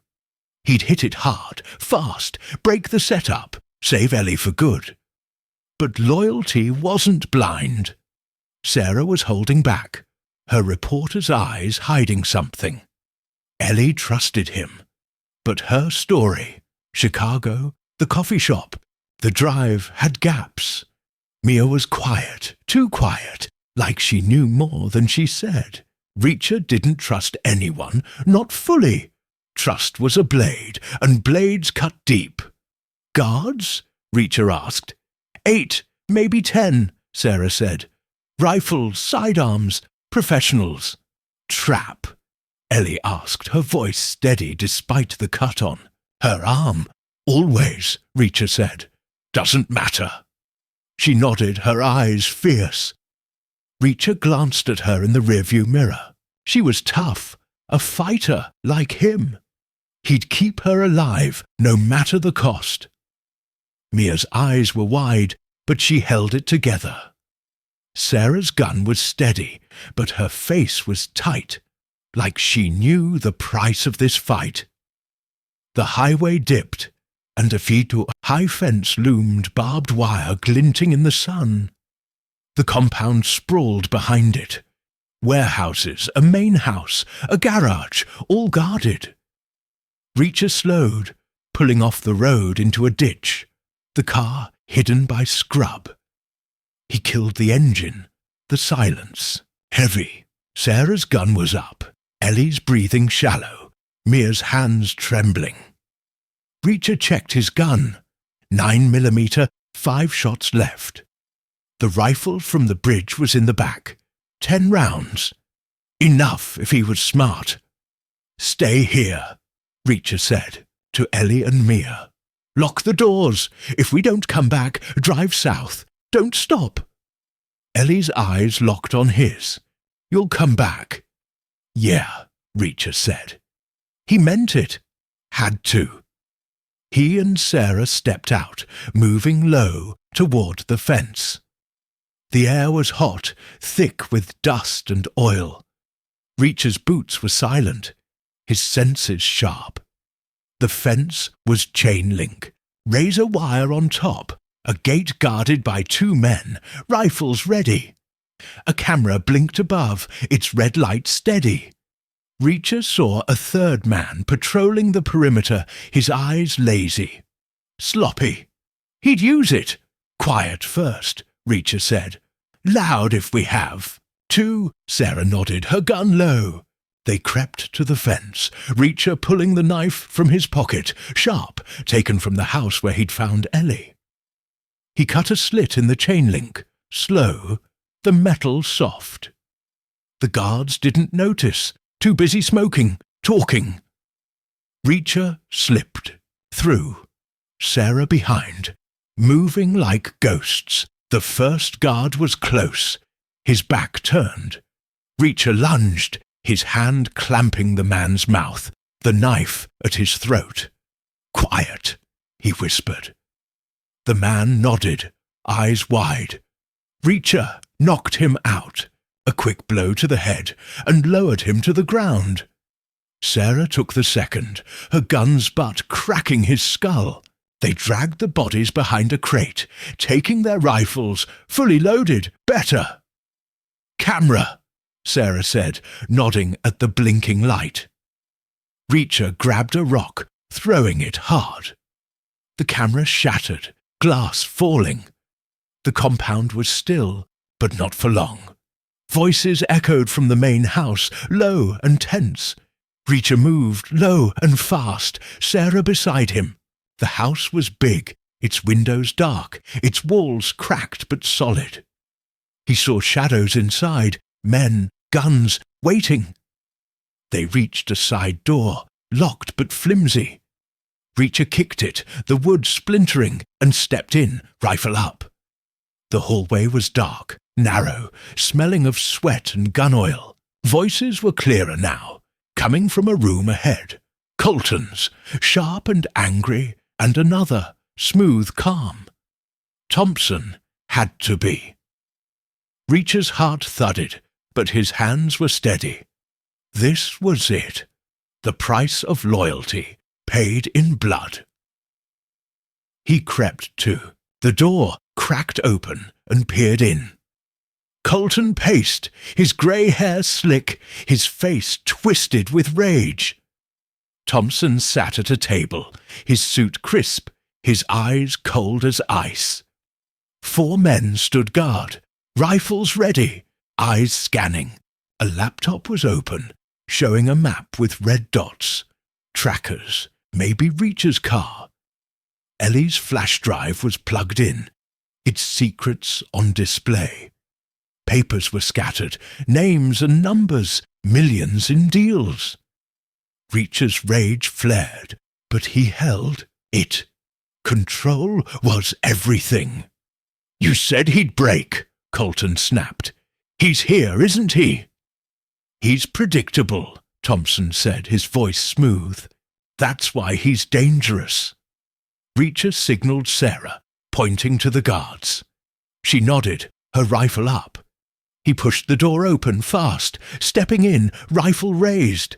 "Nobody move," he said, his voice a low growl, heavy with threat. The room froze. Colton's eyes widened, then narrowed, hate burning. Thompson didn't flinch, his hands flat on the table, his smile thin. The guards tensed, their rifles half up. Reacher saw their fear, their hesitation. He used it, his 6'5" frame filling the room, his eyes promising pain. "Guns down," Reacher said. "Now." One guard moved, too fast. Reacher fired, one shot hitting his chest. The man dropped, blood pooling. Sarah fired, dropping another. The third and fourth threw their guns down, hands up. "Smart. Reacher," Colton said, his voice tight like he was swallowing glass. "You never quit." "You never learn," Reacher said. "Talk, the hit, the deal, RT." Thompson's smile faded, his eyes sharp. "You're close, Reacher, but you're blind. Who's RT?" Reacher asked, his rifle on Thompson's heart. Thompson leaned back, calm, like he was at a board meeting. "Richard Thompson, me. You were the bait, Reacher. The hit was always you." Reacher's chest tightened, but his hands stayed steady. He'd suspected it. The setup, Ellie. The chase. Colton wanted revenge for his ruined army career. Thompson wanted Reacher dead. A loose end in his deal for power and money. Loyalty to Ellie, to stopping them, had pulled him here, but it had a price. "It always did. Why me?" Reacher asked. "You're a ghost," Thompson said. "A problem. Colton's past, my future. You had to go." Reacher's jaw tightened. It fit, all of it. "The deal?" "Control," Thompson said. "Money, power. You were the spark to light it, Reacher. The man who'd run, fight, die." "Not dying," Reacher said. Thompson laughed, soft and cold. "Not yet." A crash outside. Tires, shouts, boots. Reacher's gut twisted. More men, closing in. The laptop's map blinked, red dots swarming. A trap, like he'd known. No way out, not yet. He grabbed the flash drive, tossing it to Sarah. "Keep it," he said. She nodded, tucking it in her pocket. Colton lunged, his hand reaching for a gun on the table. Reacher fired, grazing his shoulder. Colton fell back, cursing, blood seeping. Thompson stayed still, his eyes like a snake's, watching, waiting. "Sarah," Reacher said, "the laptop." She grabbed it, her gun still on the guards. The shouts were closer, boots in the hallway. Reacher backed toward the door, his rifle, sweeping. "Move," he said. They ran, Reacher covering her, bullets tearing through the air as men burst in. He fired, 2 shots, dropping one man, wounding another. Sarah fired, her rifle barking, keeping them back. They hit the hallway, sprinting for the side door, the compound alive with chaos. Reacher's mind raced. Fence, car, Ellie, Mia. Bad odds, but he'd faced worse. They burst into the heat, running for the fence. Bullets sparked off the ground, men shouting behind. Reacher fired back, his rifle low on rounds. Sarah's shots were tight, dropping one man. The car was close, Ellie and Mia inside. Ellie's eyes wide, Mia shaking. Reacher shoved Sarah through the fence slit, following, his jacket tearing on the wire. "Drive!" he shouted, sliding behind the wheel. The engine roared, the car lurching, gravel flying. Bullets pinged off the metal, glass shattering. Reacher swerved, the fence fading, the highway ahead. 2 cars followed, black, fast, guns blazing. Reacher pushed the car, its engine screaming, the road a blur. "North!" Sarah shouted, checking the laptop. "Colton's moving north. Thompson's still here." Reacher nodded, his eyes on the mirrors. Colton was running, Thompson staying. The boss calling shots. Reacher would get them both, but Colton first. The muscle, the hate, the man who'd hurt Ellie. He'd pay now. "Hold on," Reacher said. He swerved hard, cutting off one car. It spun, crashing into the ditch. The second stayed close, bullets tearing through the air. Sarah leaned out, firing, her shots hitting the driver's side. The car wobbled, slowing, but didn't stop. Ellie grabbed Mia, pulling her down, her own gun taken from a guard, ready. "Reacher!" Ellie shouted, pointing ahead. A roadblock, 2 cars, men with rifles. Thompson's men, maybe, or Colton's. Didn't matter. Reacher floored it, the car surging. "Brace," he said. He rammed the first car, metal crunching, men diving. Bullets sparked, Sarah firing back, Ellie too, her shots wild but fierce. Reacher spun the wheel, breaking through, the car shaking but alive. The roadblock was gone, the highway open, the chasing car falling behind. Sarah's laptop beeped. "Colton's close," she said. "A mile north, a warehouse." Reacher nodded, pushing harder. A warehouse. Colton's kind of place. Dark, empty, a place to die. He'd face him there, end this. The flash drive, the laptop, they were proof. Weapons to burn Colton, to expose Thompson. But loyalty to Ellie, to stopping them, was the fire in his blood. The warehouse loomed, a grey hulk in the scrubland. Reacher stopped the car 100 yards out, hidden by brush. He checked the rifle. 3 rounds left. His pistol, 2 shots. Enough. "Stay here," he said to Ellie and Mia. "Sarah, with me." Ellie grabbed his arm, her eyes fierce. "Don't die." "Not planning to," Reacher said. He and Sarah moved, low and fast, toward the warehouse. The air was hot, thick, with dust. The building was old, its windows boarded, its door ajar. Reacher heard voices, Colton's angry, and another, low, scared. A trap, maybe. He didn't care. Loyalty had brought him here, and he'd pay the price. They slipped inside. The dark cool, the air heavy with oil and blood. Colton stood in the center, bloodied, a gun in one hand, a man kneeling before him. A guard, maybe, begging. Colton shot him, the sound loud, the body falling. Reacher's rage flared, but he held it. "Colton," Reacher said, stepping out, rifle up. "It's over." Colton spun, his gun raised, his eyes wild. "Reacher!" he spat. "You ruined me, again." "You ruined yourself," Reacher said. "Drop it." Colton laughed, ugly and raw. "You think you win? Thompson's bigger than me. You're dead, Reacher. Always were." Sarah moved, her gun on Colton. "Down," she said. Colton's eyes flicked to her, then back to Reacher.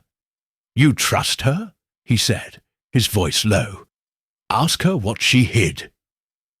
Reacher's gut twisted. Sarah's face was tight, her gun steady, but her eyes flickered.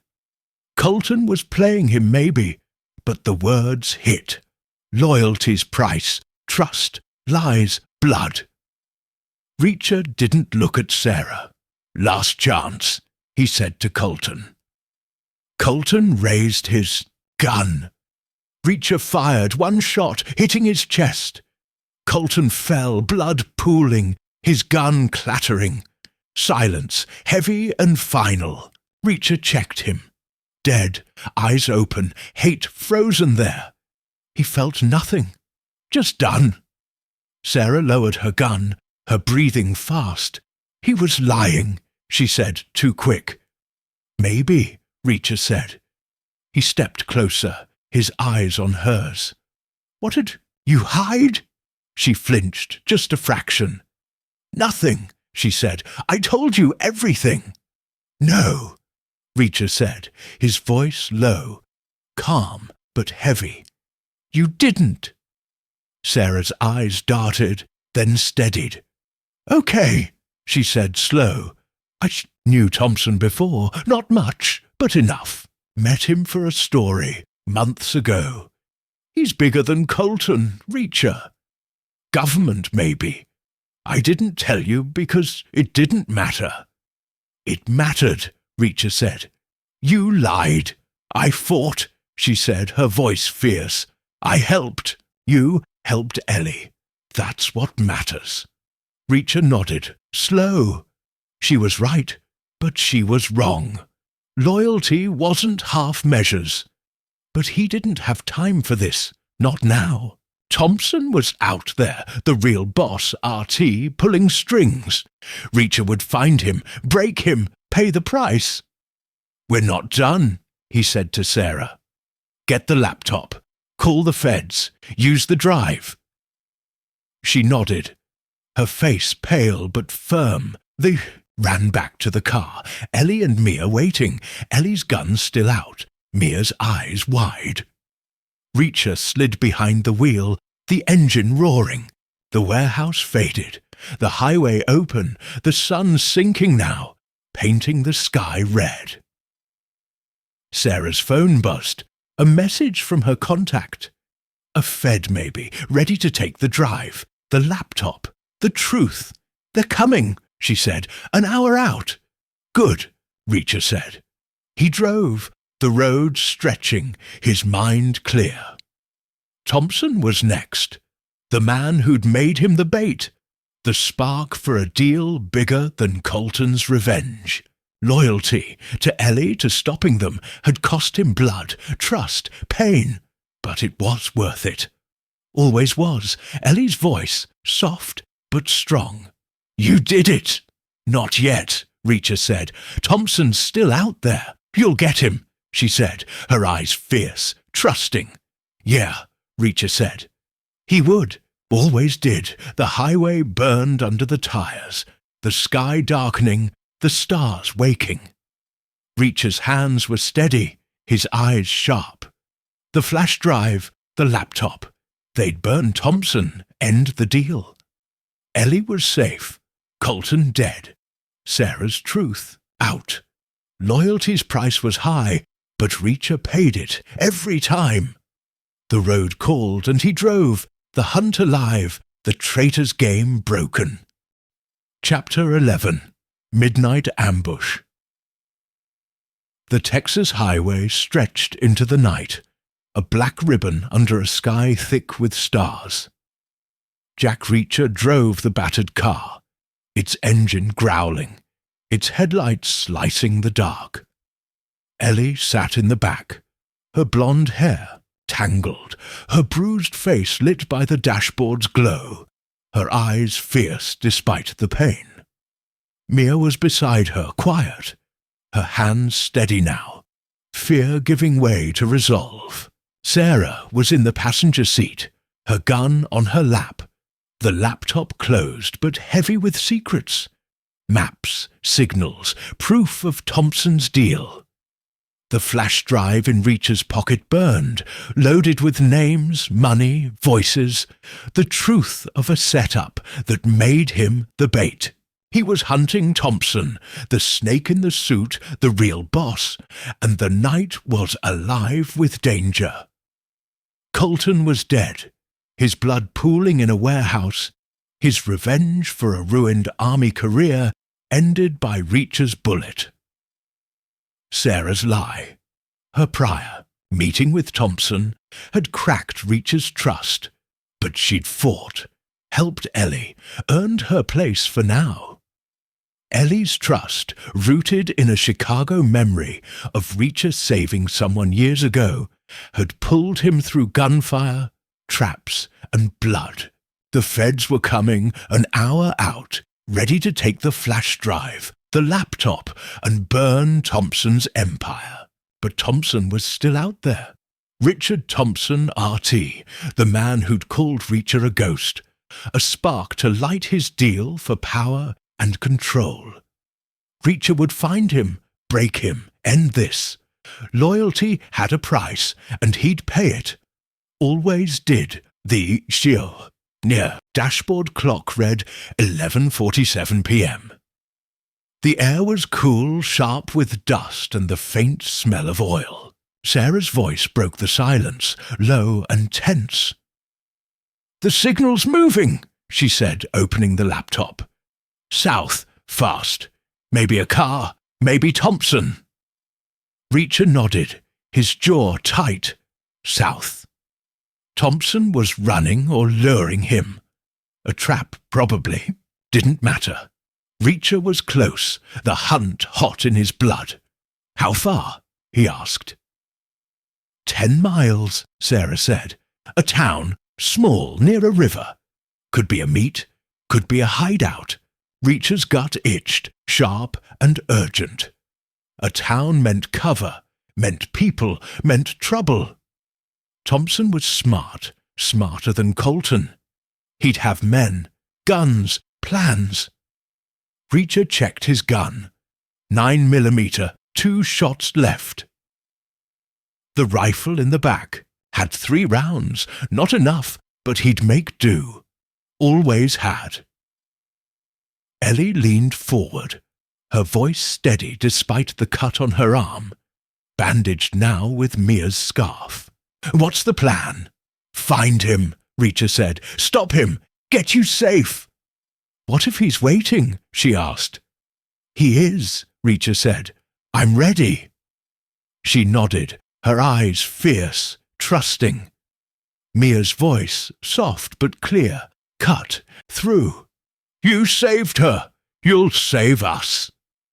Reacher didn't answer, just glanced at her in the rearview mirror. Mia was tougher than she looked, holding it together after warehouses, chases, blood. Ellie's trust had spread to her, and that was dangerous. Trust was a weight, and weights slowed you down. But Reacher carried it, always would. Sarah's face was tight, her eyes on the laptop.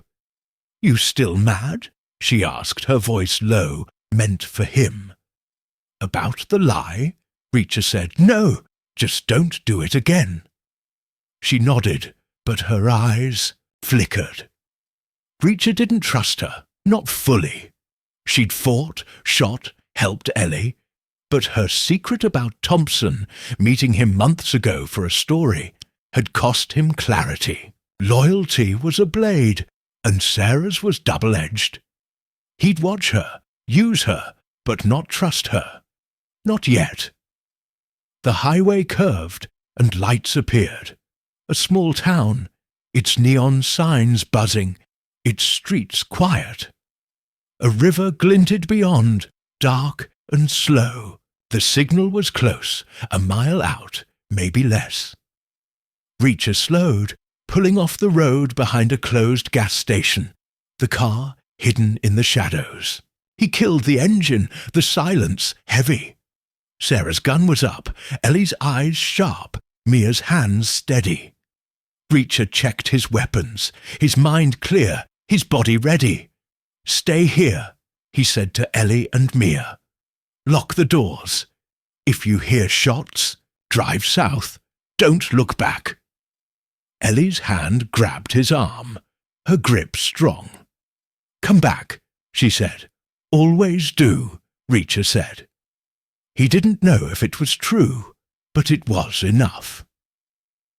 He and Sarah stepped out, moving low, toward the town. The air was cool, thick with the smell of river water and gasoline. Reacher's boots were silent, his senses sharp. The signal was steady now, coming from a bar at the edge of town, its neon sign half lit, buzzing like a dying bug. 2 cars were parked out front, black, clean, like the ones Colton's men used. Thompson's men now. Reacher's gut itched. Harder. An ambush, midnight sharp. "Bar," Sarah whispered, her gun low. "He's inside." "Or waiting," Reacher said. "Stay sharp." They crept closer, staying in the shadows of a boarded-up store. The bar's windows were dim, but Reacher saw movement, shadows, men, guns. A back door was around the side, rusted but unlocked. He tested it, slow, the hinges quiet. The hallway inside was dark, narrow, smelling of beer and smoke. Voices echoed low and tense from the main room. Thompson's voice, smooth, calm, giving orders. Reacher's heart thudded, but his hands were steady. This was it. He signaled Sarah, pointing to the hallway. She nodded, her gun up. They moved, silent, the voices clearer now. "Reacher's close," Thompson said, his tone cold. "He'll come. He always does." "Then we end him," another voice said, rough, eager. Reacher's jaw tightened. Eshisha ambush, like he'd thought. He reached the main room's door, cracked open, and peered in. Thompson sat at a table, his suit crisp, his eyes sharp. 5 men around him, rifles ready, scanning the dark. A laptop was open, showing a map, red dots blinking. Reacher's car, maybe. Papers were scattered, plans, names, money. The flash. Drive wasn't there, but Reacher's was in his pocket, proof enough. He signaled Sarah, pointing to the guards. She nodded, her rifle ready. Reacher pushed the door open fast, stepping in, rifle raised. "Nobody move," he said, his voice a low growl, heavy with threat. The room froze. Thompson's eyes met his, calm, almost amused. The guards tensed, their rifles half up. Reacher saw their fear, their doubt. His 6'5" frame loomed, his eyes promising pain. "Guns down," he said. "Now." One guard moved too fast. Reacher fired, one shot hitting his chest. The man dropped, blood pooling. Sarah fired, dropping another. The 3rd and 4th hesitated, then threw their guns down, hands up. The 5th lunged for Thompson, a shield. Reacher fired, grazing his arm. The man fell, cursing. "Reacher," Thompson said, his voice smooth, like they were at a negotiation. "You're predictable." "You're dead," Reacher said, his rifle on Thompson's heart. "Talk. The deal. The hit. Everything." Thompson leaned back, his hands flat on the table. "You think you've won? You're a ghost, Reacher. A loose end. The hit was you, always you." "I know," Reacher said. "Colton's dead. You're next." Thompson's smile faded, his eyes sharp. You kill me. The deal lives. Bigger than me, bigger than you. Who? Reacher asked. Names. Thompson laughed, soft and cold. You'll never know. A crash outside, tires, shouts, boots. Reacher's gut twisted. More men, closing in. The laptop's map blinked, red dots swarming. The ambush was here, midnight sharp. No way out, not yet. Reacher grabbed the laptop, tossing it to Sarah. Take it, he said. She nodded, tucking it under her arm. Thompson stayed still, his eyes like a snake's. The guards on the floor groaned but didn't move. Reacher backed toward the door, his rifle sweeping. Move, he said to Sarah. They ran, bullets tearing through the air as men burst through the front door. Reacher fired, his last rifle round dropping one man. He switched to his pistol, one shot left, wounding another. Sarah fired, her rifle barking, keeping them back. They hit the hallway, sprinting for the back door, the bar alive with chaos. They burst into the night, running for the car. Bullets sparked off the ground, men shouting behind. Reacher fired his last shot, dropping one man. Sarah's shots were tight, slowing them. The car was close, Ellie and Mia inside, Ellie's gun out, Mia's eyes wide.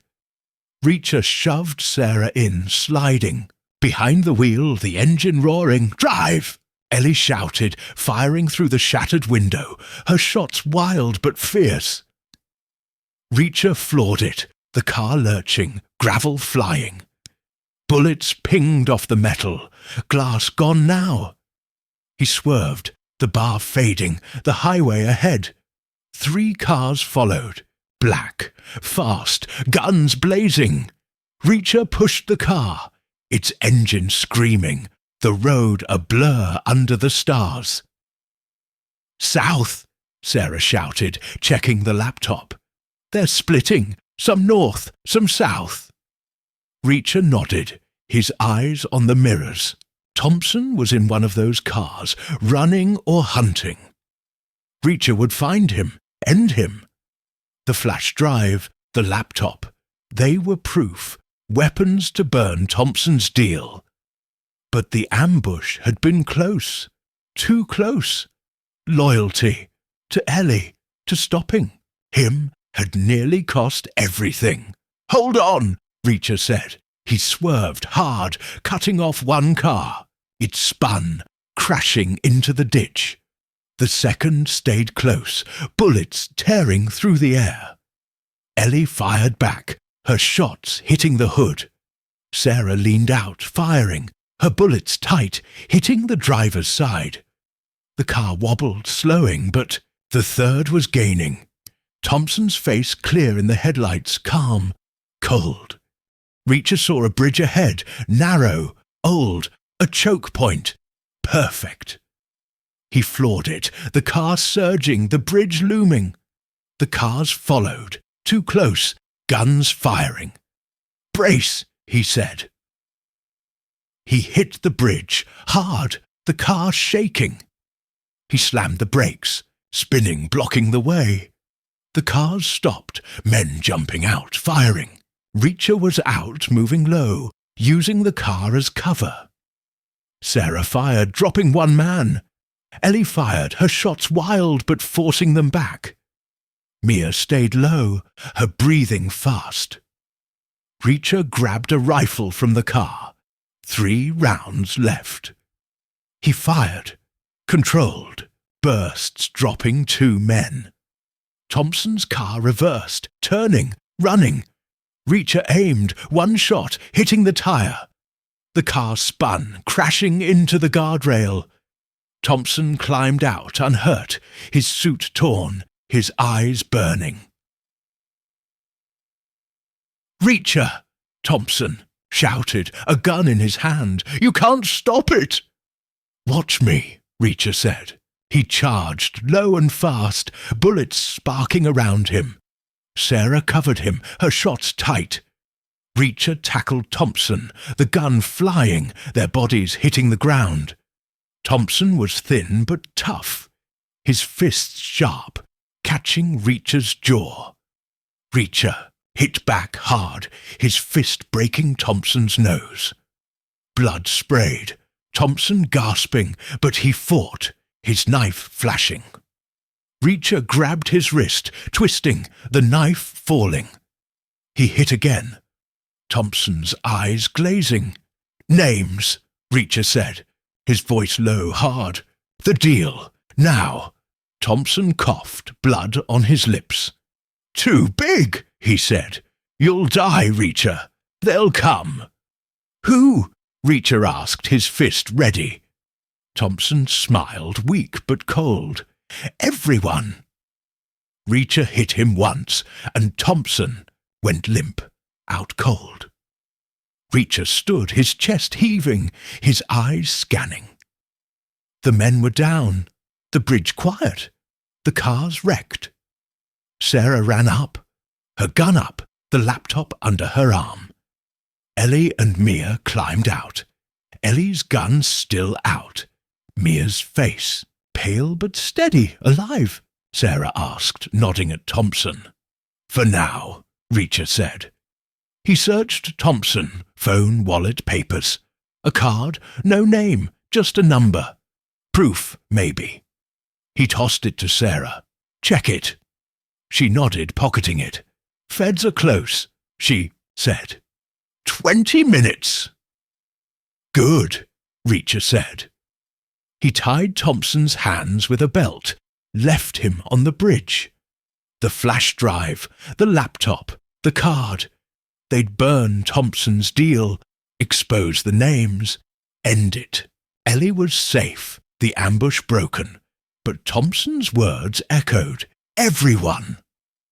Reacher's gut itched. The deal was bigger, deeper, and he was still the ghost in the middle. Ellie's voice, fierce. "You did it." "Not yet," Reacher said, but close. Sarah's eyes met his, steady but shadowed. "You trust me now?" "No," Reacher said, "but you're here." She nodded like she understood. Mia helped Ellie stand, her arm still bleeding but her spirit unbroken. Sirens wailed, faint but growing. The feds, coming for Thompson, for the truth. Reacher didn't like cops, but this was bigger than him. He'd walk away like always. "Get to the car," he said. "Wait for them." "You're leaving?" Ellie asked, her eyes wide. "Always do," Reacher said. She nodded, a small smile. "Thanks to you." Reacher didn't answer, just turned, his boots crunching on the bridge. The highway stretched into the dark, the stars cold and sharp. The flash drive, the laptop, they were with Sarah, the truth out. Thompson was down, Colton dead, Ellie safe. The midnight ambush was over, but the hunt wasn't. "Everyone," Thompson had said. Reacher would find them, whoever they were, always would. He walked, the night closing in, the road his only home. A ghost, a hunter, a man, the stars watched and Reacher moved on, the ambush just another scar. Chapter 12. Unraveling the Truth. The Texas night was cold, the highway a dark snake under a sky thick with stars. Jack Reacher walked, his boots crunching on the gravel shoulder, the bridge and its midnight ambush fading behind him. Ellie, Mia and Sarah were with the feds now, safe, their car surrounded by flashing lights as agents took Thompson, bloodied and cuffed, into custody. The flash drive and laptop, heavy with proof, names, money, deals, were in federal hands, ready to burn Thompson's empire.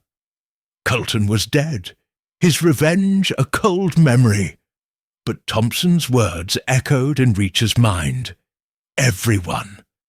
A bigger deal, a deeper conspiracy, and Reacher was still the ghost in its centre. He was hunting now for the truth, and the road was alive with shadows. Ellie's trust, born from a Chicago memory of Reacher saving someone years ago, had pulled him through blood and gunfire. Sarah's lie, her secret meeting with Thompson, had cracked his faith. But she'd fought, helped, earned her place. Mia, quiet but tough, had held it together through chaos. The flash drive had exposed Colton's setup, Thompson's hit, the plan to make Reacher the bait. But everyone meant more. Names Thompson wouldn't give, players bigger than him. Reacher's pockets were light. Knife, a few bucks, no gun now. Left with Sarah. His hands were bruised, his ribs sore, but his mind was sharp, cutting through the lies. Loyalty had brought him here, and truth would keep him moving. The air was sharp, smelling of dust and sage. Reacher's gut itched, soft but persistent. Trouble was out there, waiting, like always. He'd walked away from the feds, their questions, their badges. He didn't do paperwork, didn't do explanations. Ellie was safe, the drive delivered, Thompson down. That was enough. But not for him. The truth was a thread, and he'd pull it until it unraveled. A sign glowed ahead. Dust Creek, 2 miles. A small town, like the one he'd passed through after the compound. Diners, motels, places where secrets hid. Reacher's plan was simple. Eat, listen, move. People talked in towns like this, and he was good at hearing. Thompson's card, the one with no name, just a number, was with Sarah. But Reacher remembered it. A lead, maybe. He'd find a phone, dig, follow the thread. The town appeared, its lights dim, its streets empty past midnight. A diner glowed, its neon sign buzzing, promising coffee and pie. Reacher pushed the door open, the bell jingling. The air was warm, smelling of grease and syrup. A waitress, young with tired eyes, nodded at him. "Sit anywhere," she said. Reacher took a booth by the window, the glass clear enough to watch the street. He ordered coffee, black, and a burger, rare. The waitress scribbled, her eyes lingering on his torn jacket, his bloody hands. She didn't ask. Smart. The coffee came, hot and bitter, waking him up. He sipped, his eyes on the street. A black sedan parked across the road, its engine off, its driver still inside. Reacher's gut itched harder. Not feds, not Thompson's men. Someone new. The burger arrived, and he ate, slow, his mind working. Thompson had said everyone, like the deal was a web, stretching beyond him, beyond Colton. Government, maybe, like Sarah hinted. Or money, power, control, the kind that bought silence and blood. Reacher was the spark, the ghost they wanted gone. But ghosts were hard to kill, and Reacher was harder. A man entered the diner, short in a cheap jacket, his eyes scanning. He saw Reacher, paused, then sat at the counter, ordering coffee. Reacher watched, his hands loose but ready. The man's jacket was wrong, too heavy for the Texas night, like it hid a gun.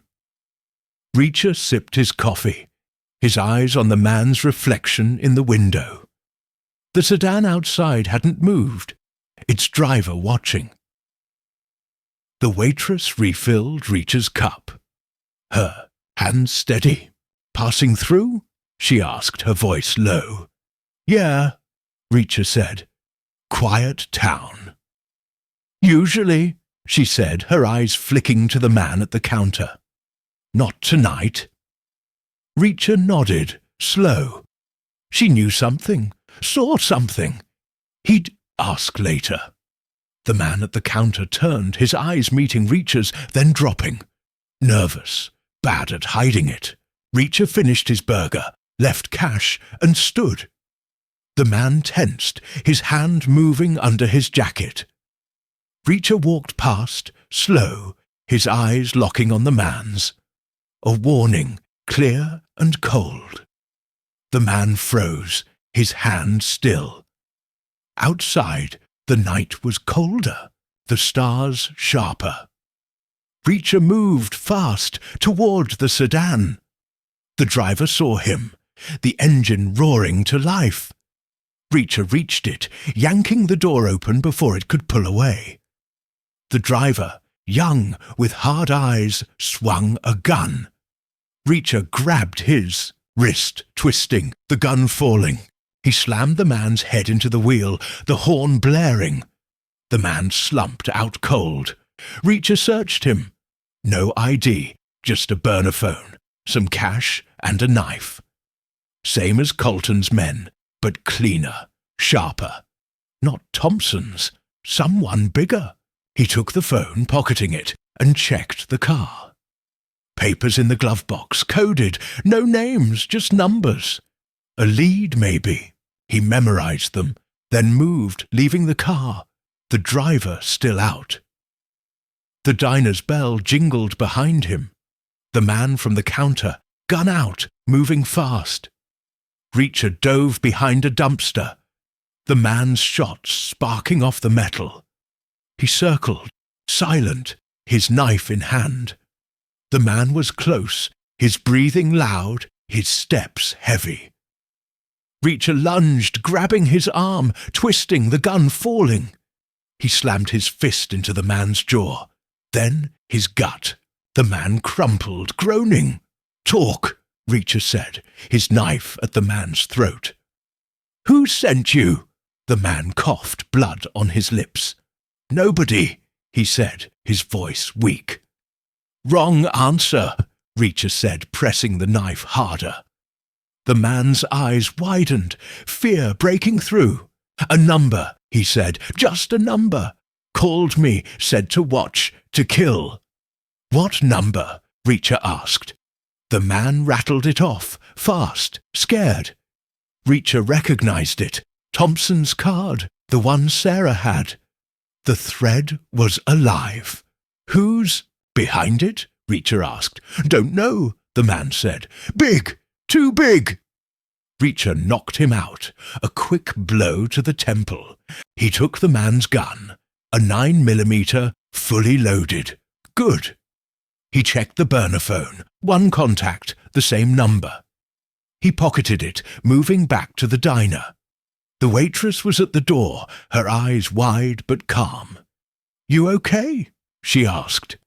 "Yeah," Reacher said. "You got a phone?" She nodded, pointing to a payphone by the counter. Reacher stepped in, dropping coins, dialing the number from memory. It rang, once, twice, then clicked. A voice, low, unfamiliar. "Male? Who's this?" "Reacher," he said, his voice cold. "You're next." Silence, then a laugh, soft and sharp. "You're persistent, Reacher. Thompson said you would be." "Who are you?" Reacher asked. "You'll find out," the voice said. "Or you won't. Keep running, ghost." The line went dead. Reacher's jaw tightened. A new player, bigger than Thompson, pulling strings. The deal was alive, the web wider than he'd thought. He stepped out, the waitress watching, her eyes knowing. "Trouble follows you," she said. "Always does," Reacher said. "Heard anything? About men like them?" She hesitated, then nodded. "Talk in town. Strangers, suits, meeting at the old mill by the river. Night before last. Big money, they said." Reacher nodded, slow. The mill. A lead. "Thanks," said, leaving cash for her. "Be careful," she said. Don't need to, Reacher said. He moved fast toward the river, its dark water glinting under the stars. The mill was a mile out, old, abandoned, perfect for secrets. Reacher's gut itched sharp now.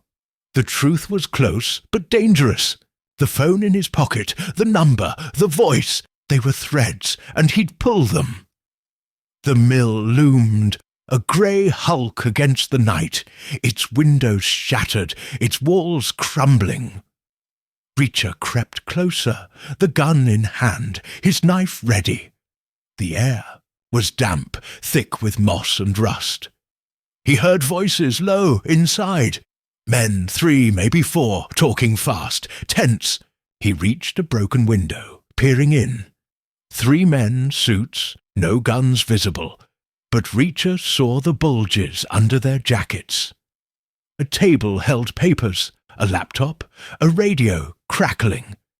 One man, older, with grey hair, was speaking, his voice sharp. "Thompson's gone. Reacher's loose. We move now, or we're done." Reacher's chest tightened. The deal, alive, moving. He needed those papers, that laptop. He moved to the door, rusted but open, and slipped inside. Silent, a shadow. The men didn't. Here, too busy arguing. Reacher was close, 10 feet, when a board creaked under his boot. The men spun, guns out, fast. Reacher dove, bullets sparking off the walls. He fired, 2 shots, dropping 1 man. The second fired, grazing Reacher's arm, blood seeping. Reacher tackled him, his knife flashing, the man falling, silent. Shh! Third ran, grabbing the laptop, sprinting for a back door. Reacher chased, his arm burning, his legs pumping. The man was fast, but Reacher was faster, tackling him in the dirt outside. The laptop fell, cracking. Reacher grabbed the man's collar, slamming him against the mill's wall. "Talk," he said, his knife at the man's throat. "The deal, the names." The man gasped, blood on his face. "You're dead, Reacher. They'll kill you."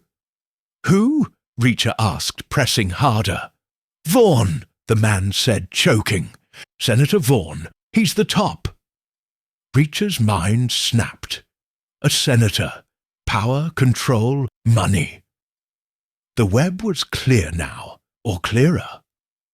"Where is he?" Reacher asked. "D.C., the man said. "Tomorrow. Big meet." Reacher knocked him out, his fist quick. He grabbed the laptop, broken but maybe usable, and the papers, names, dates, accounts. Proof, more proof. He moved fast back to the town, his arm bleeding but ignored. Truth was unraveling, and he'd pull it apart. A payphone glowed by the diner. Reacher dialed Sarah's number, the one she'd given for the feds. She answered, her voice tired but sharp. "Reacher?" "Vaughn," Reacher said. "Senator, he's the top. Meeting in D.C. tomorrow. Use the drive, the laptop. Burn him." Sarah's breath caught. "You're sure?" "Yeah," Reacher said. "I'm done here." "Where are you?" she asked. "Gone," Reacher said, hanging up. The night was quiet, the stars cold. Reacher walked, the highway calling, the papers and broken, laptop in his jacket. Ellie was safe, Thompson cuffed, Colton dead, Vaughn next. The truth was out, or close enough. Loyalty had a price, blood, pain, trust, but Reacher paid it, always would. He walked, the mill fading, the town gone, the road his home. A ghost, a hunter, a man. The stars watched and Reacher moved on, the truth unraveling behind him, the next hunt ahead. Chapter 13. The Final Confrontation. The night train rumbled through the darkness. its wheels screaming against the tracks as it cut across the plains toward Washington, D.C. Jack Reacher sat in a hard seat, his torn jacket blending with the shadows, his bruised hands resting loose on his knees. The car was half empty, a few late-night travelers dozing or staring at their phones. Reacher's eyes were sharp, scanning the faces, the exits, the dark windows flashing by. He was hunting Senator Vaughn, the top of the conspiracy, the man behind Thompson, Colton, and the deal that made Reacher the bait. The truth was close, and Reacher would end it tonight. Ellie was safe in Texas, her bruises healing, her trust in Reacher, born from a Chicago memory years ago, vindicated. Sarah had the flash drive and laptop, proof of names, money, and deals, now with the feds, burning Thompson's empire. Colton was dead, his revenge a cold grave. Thompson was cuffed, his warning, everyone, leading Reacher to Vaughn, a senator with power, money, and blood on his hands. The papers from the mill, tucked in Reacher's jacket, held proof, accounts, dates, Vaughn's name at the top. The broken laptop was with Sarah, but the papers were enough. Reacher was a ghost, like Thompson said, and ghosts finished what they started.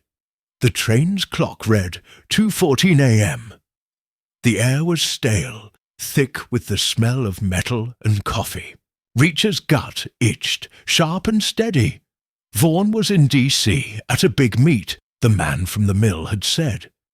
A final play for control, power, the kind that bought silence and lives.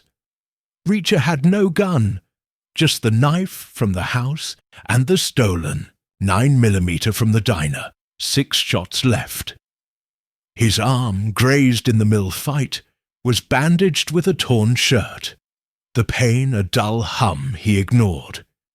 He'd hit Vaughn's meat, find him, break him, end the deal. Loyalty to Ellie, to the truth, had brought him here, and it would carry him through. A conductor passed, his eyes lingering on Reacher's battered face. "Ticket," he said, voice flat. Reacher handed it over, a crumpled stub bought with cash in Texas. The conductor nodded, moving on. Reacher's mind worked, replaying the mill, the man's fear, Vaughn's name. Senator Vaughn was big. Government, money, connections. Thompson was his tool, Colton his muscle, Ellie his bait to draw Reacher out. The hit was on Reacher, to tie up loose ends, to keep the deal clean. But Reacher wasn't clean, wasn't tied, wasn't done. The train slowed, lights flashing outside, D.C., its skyline sharp against the night. Reacher stood, his 6'5" frame filling the aisle, his eyes scanning. The papers in his jacket listed a place, a private club, downtown, where Vaughn's meet was happening. Reacher knew the type, rich men, secret deals, armed guards. He'd hit it hard, fast, get the truth, get out, always did. The train stopped, the doors hissing open. Reacher stepped onto the platform, the air cold, smelling of asphalt and rain. Union Station was quiet, its marble halls echoing with his boots. He moved fast toward the exit, his senses sharp. A man in a coat watched him, too long, then turned away, speaking into a phone. Reacher's gut itched harder. Vaughn's men, maybe, or someone bigger. He'd find out. Outside, D.C. was asleep, its streets wet from a late rain, its lights glinting off the pavement. Reacher hailed a cab, giving an address a block from the club. The driver, old with a gravelly voice, glanced at him in the mirror. Rough night? He asked. Rough life, Reacher said. The driver nodded, like he understood, and drove. Reacher watched the streets, the monuments glowing, the city hiding its secrets. The club was close, a brick building, old with no sign, just a heavy door and a camera. The cab stopped and Reacher paid, cash, stepping into the shadows. The driver pulled away, and Reacher moved, low and fast, toward the club. The door was guarded, 2 men big, in suits, earpieces glinting. Reacher saw a third, on the roof, a rifle's barrel catching the streetlight. Professionals, not sloppy like Colton's men. Vaughan's kind. Reacher's gut screamed trap, but he didn't care. The truth was inside, and he'd get it. He circled, finding an alley, a service door, locked but flimsy. He jammed his knife into the lock, twisting, the metal snapping. The door creaked open, revealing a dark hallway, narrow, smelling of wine and cigar smoke. Voices echoed low from a room ahead, men laughing, arguing, planning. Reacher moved, silent, his gun in hand, his knife ready. The hallway led to a kitchen, empty, then a curtained door to the main room. He peered through the curtain. 10 men, suits, at a long table, papers and laptops spread out. Vaughan was at the head, older, with silver hair, his face calm but hard, like a man who owned the world. Reacher recognized him from news clips, a senator with a smile for cameras and blood on his hands. Guards stood at the corners, 4, rifles ready, eyes scanning. A laptop showed a map, red dots blinking, trackers, maybe, or targets. Reacher's papers burned in his jacket, proof of Vaughan's deal, his power. The men were talking, voices sharp. "Thompson's gone," one said, nervous. "Reacher's a problem." "He's a ghost," Vaughan said, his voice smooth, cold. "Ghosts fade." "Not this one," another said, fear in his tone. Reacher's jaw tightened. They knew he was close, expected him. A trap, like always. He needed those papers, that laptop, Vaughan's confession. He signaled to himself. No one else was here. No Sarah, no Ellie. Just him, like it should be.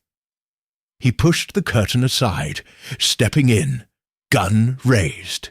"Nobody move," he said, his voice a low growl, heavy with threat. The room froze. Vaughan's eyes met his, calm, almost amused. The guards tensed, rifles up, but hesitant. Reacher's size, his scars, his eyes, they stopped men cold. "Guns down," he said. "Now!" One guard fired too fast. Reacher shot, 1 bullet, hitting his chest. The man dropped, blood pooling. The others hesitated, then lowered their rifles, hands up.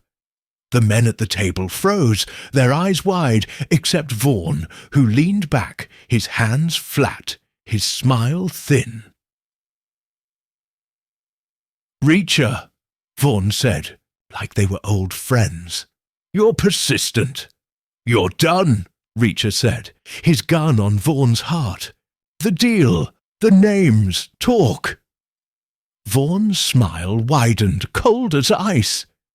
"You think you've won? You're a pawn, Reacher. Always were." "I know," Reacher said. "Thompson's cuffed, Colton's dead, Ellie's safe. You're the last, laughed soft and sharp. "Last? I'm the beginning. The deal's bigger than me, bigger than you." "Names," Reacher said, stepping closer, his gun steady. "Now!" A noise outside, boots, shouts, engines. Reacher's gut twisted. More men, closing in. The laptop's map blinked, red dots swarming.